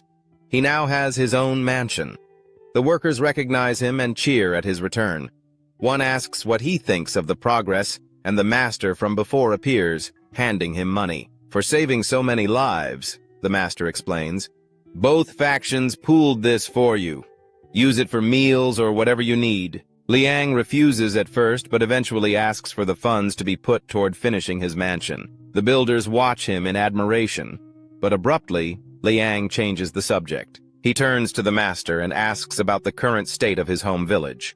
The master replies that, thanks to Shui, the Yang Pavilion sent 2 third-level warriors to guard it from afar. Their presence is intimidating, but Liang smiles, happy. He wonders what the original owner of this body would think of his actions. From the memories, that person never lived well.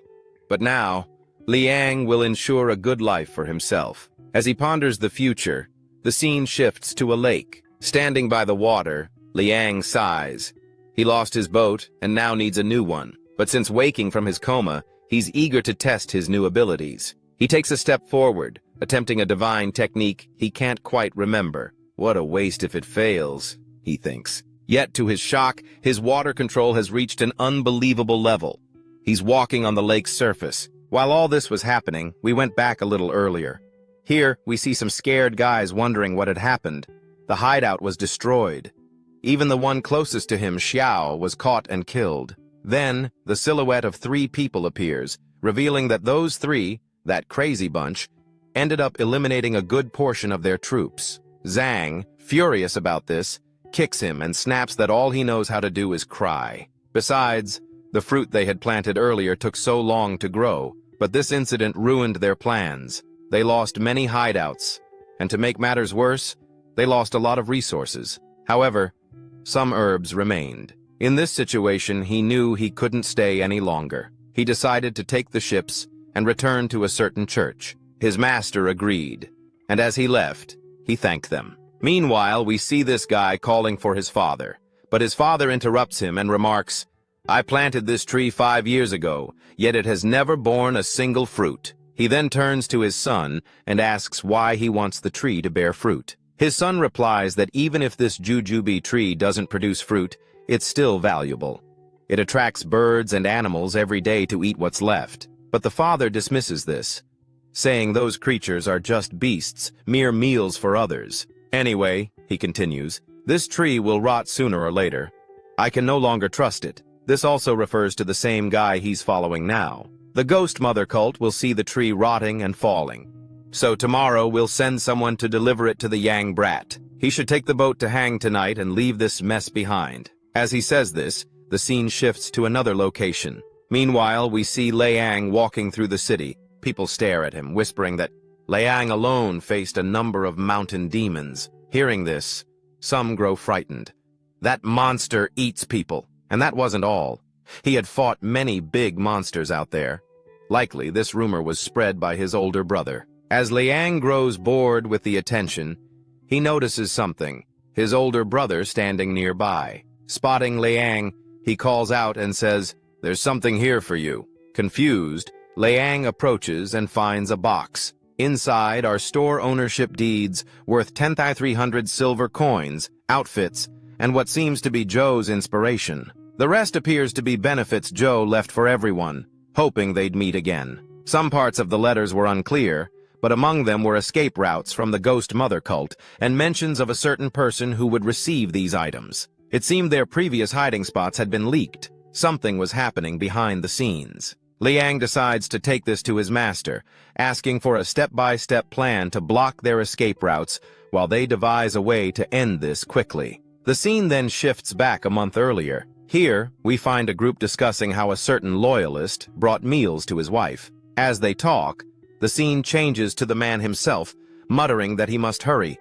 Otherwise, his wife might go hungry. Just as he nears her location, he senses something wrong behind him. Before he can react, a sword pierces him from behind. He collapses, dark blood spreading around him. Then, a hand picks up the fallen meal. It's the same man from before, now saying, "I need to deliver this lunchbox soon." He moves toward his wife's location. But as we follow, we see the real man lying lifeless on the ground. In the middle of the day, Louis took water from the lake, thinking that it had already been a month, and that this was the final day of the appointment made by the envoy. When the time came, he would deal with his wife and child. But someone whispered to him that he couldn't bear to do it and offered to help if he couldn't. He splashed his face with water and replied that it should stay away from him.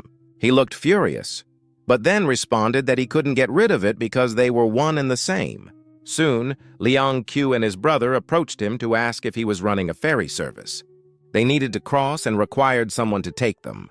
He accepted the task, and his wife and child saw him off, though Liang Q knew it wasn't the right time to move yet, as they still had to prepare to face the cult.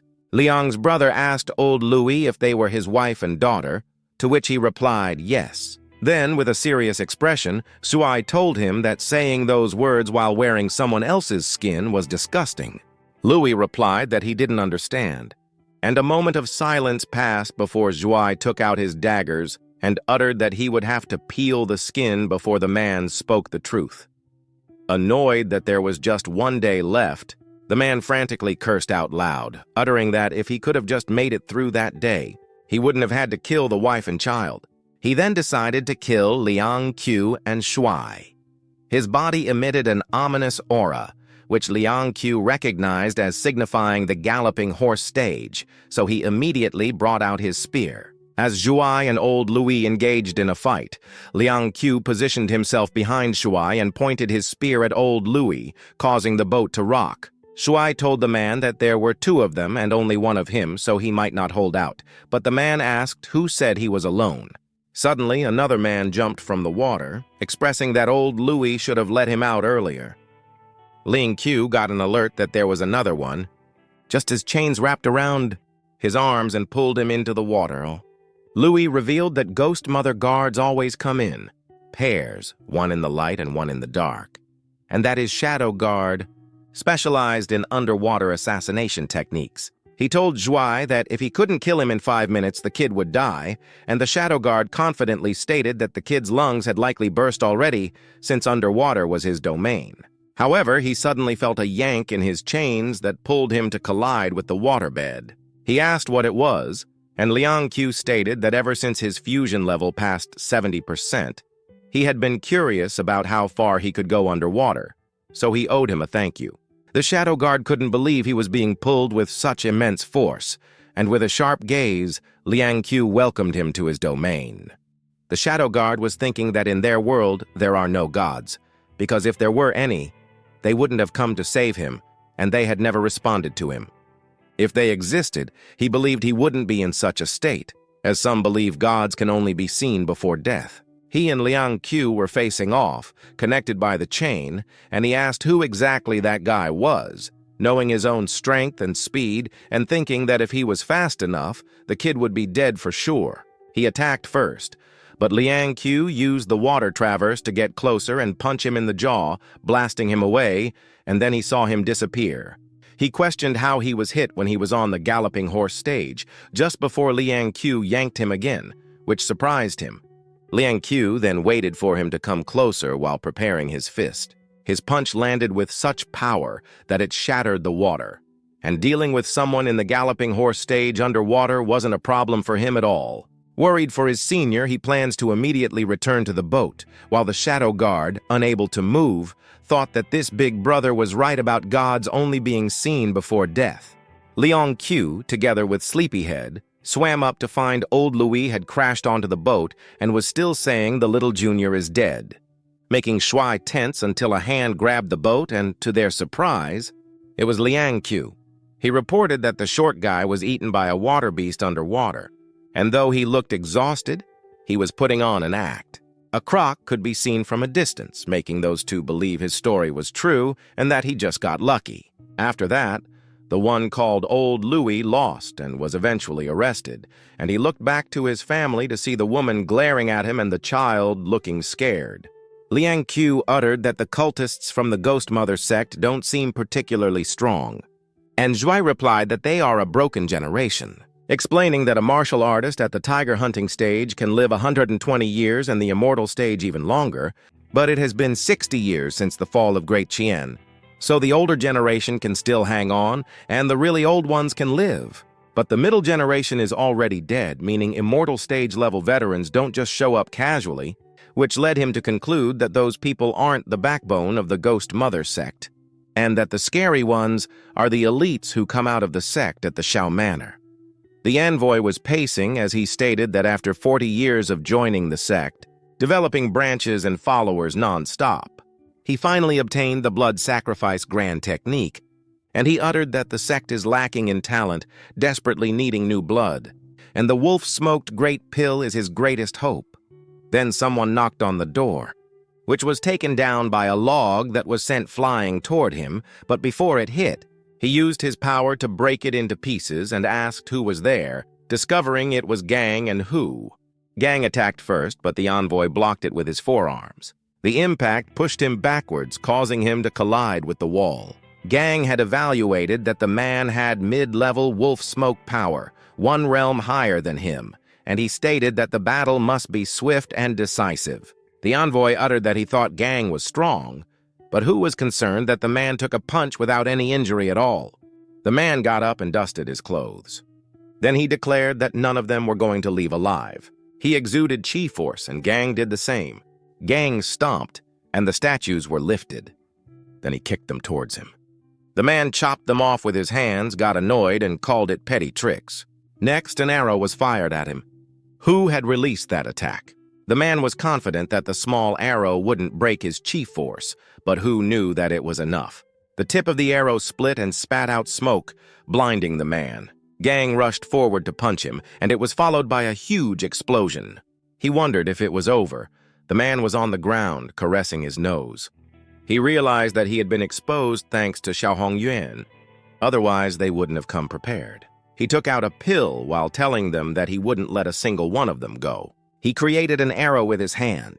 Hu pointed out that the man's wolf smoke grape pill was gone, and Gang suggested that he surrender. This made the man realize that Jiao had told them about it too. But he told them that it wasn't actually a pill. They saw him put something in his mouth. He swallowed it and his body transformed. He somewhat looked like a monster, and his power was overwhelming. An image of the mouth of the mountain ghost appeared behind him as he exhaled. He asked them if they could withstand the power of late-stage wolf smoke. Shuai and Liang, leading a horse, were off to the Jiao Manor at the end of the street, and he suggested they hurry.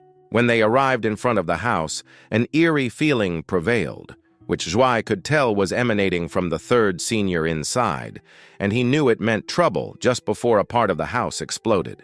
Geng commented that cults are cults after all because they always make themselves look neither human nor ghost. And the envoy called them a bunch of hypocrites acting all noble, telling them that the remnants of the former dynasty being neither human nor ghost wasn't what they had always wanted to see. His own past was chaotic. His village was burned down and everyone ran when the soldiers came. A man told a woman to take the child with her and run, as the soldiers were there to kill all remnants of the former dynasty and wouldn't let anyone live. Eventually, the child's mother got sick and was on her deathbed. The child met the sect, and they told him that every one of them shall devote their lives to serve the Holy Mother. And knowing it was not meant for such a child to survive, they took him as their disciple, and he was renamed Huang Zejun. At the current moment, Zejun attacked Geng, their kui clashed, and Hu couldn't provide support because it was difficult to aim until he heard someone calling out to him, realizing Liang and Shuai had arrived, to whom he admitted he couldn't help Geng.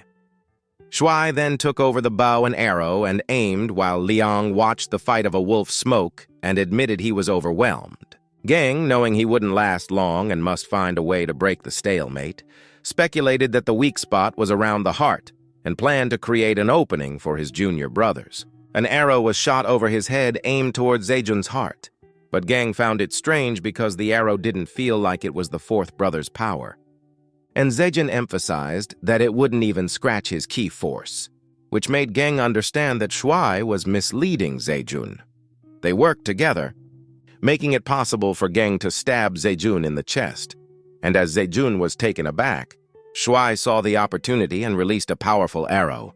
There was a statue of a masked man, and while staring at it, the teenage Zejun once asked his master why they couldn't live openly under the sun, to which his master replied that they were the remnants of the old era, a time that had no place for them because someone had taken what was rightfully theirs, and that no matter what, they would one day make them pay the price.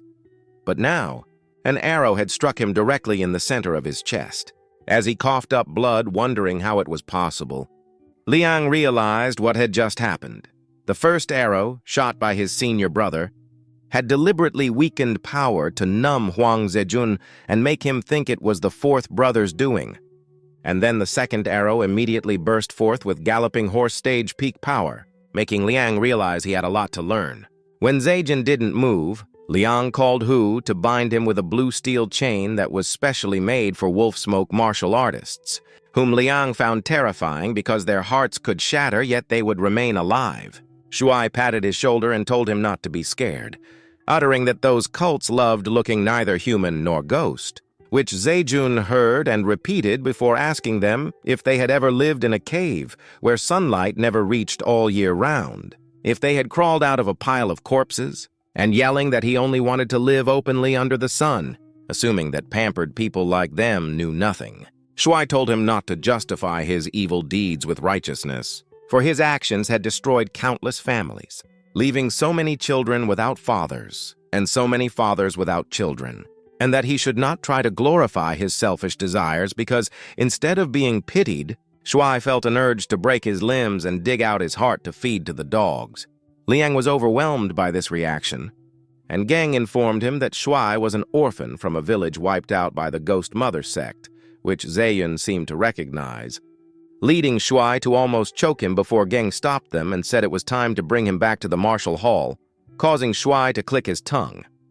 To lighten the mood, Gang offered to take Shuai out for a drink, and Hu added that he would show off his skills, with the two of them putting their arms around his shoulders until he felt crushed, all while Liang watched them and felt a warmth he had never known before, which touched him deeply, so that when Gang surprised him by inviting him to come too, he replied, "Yes,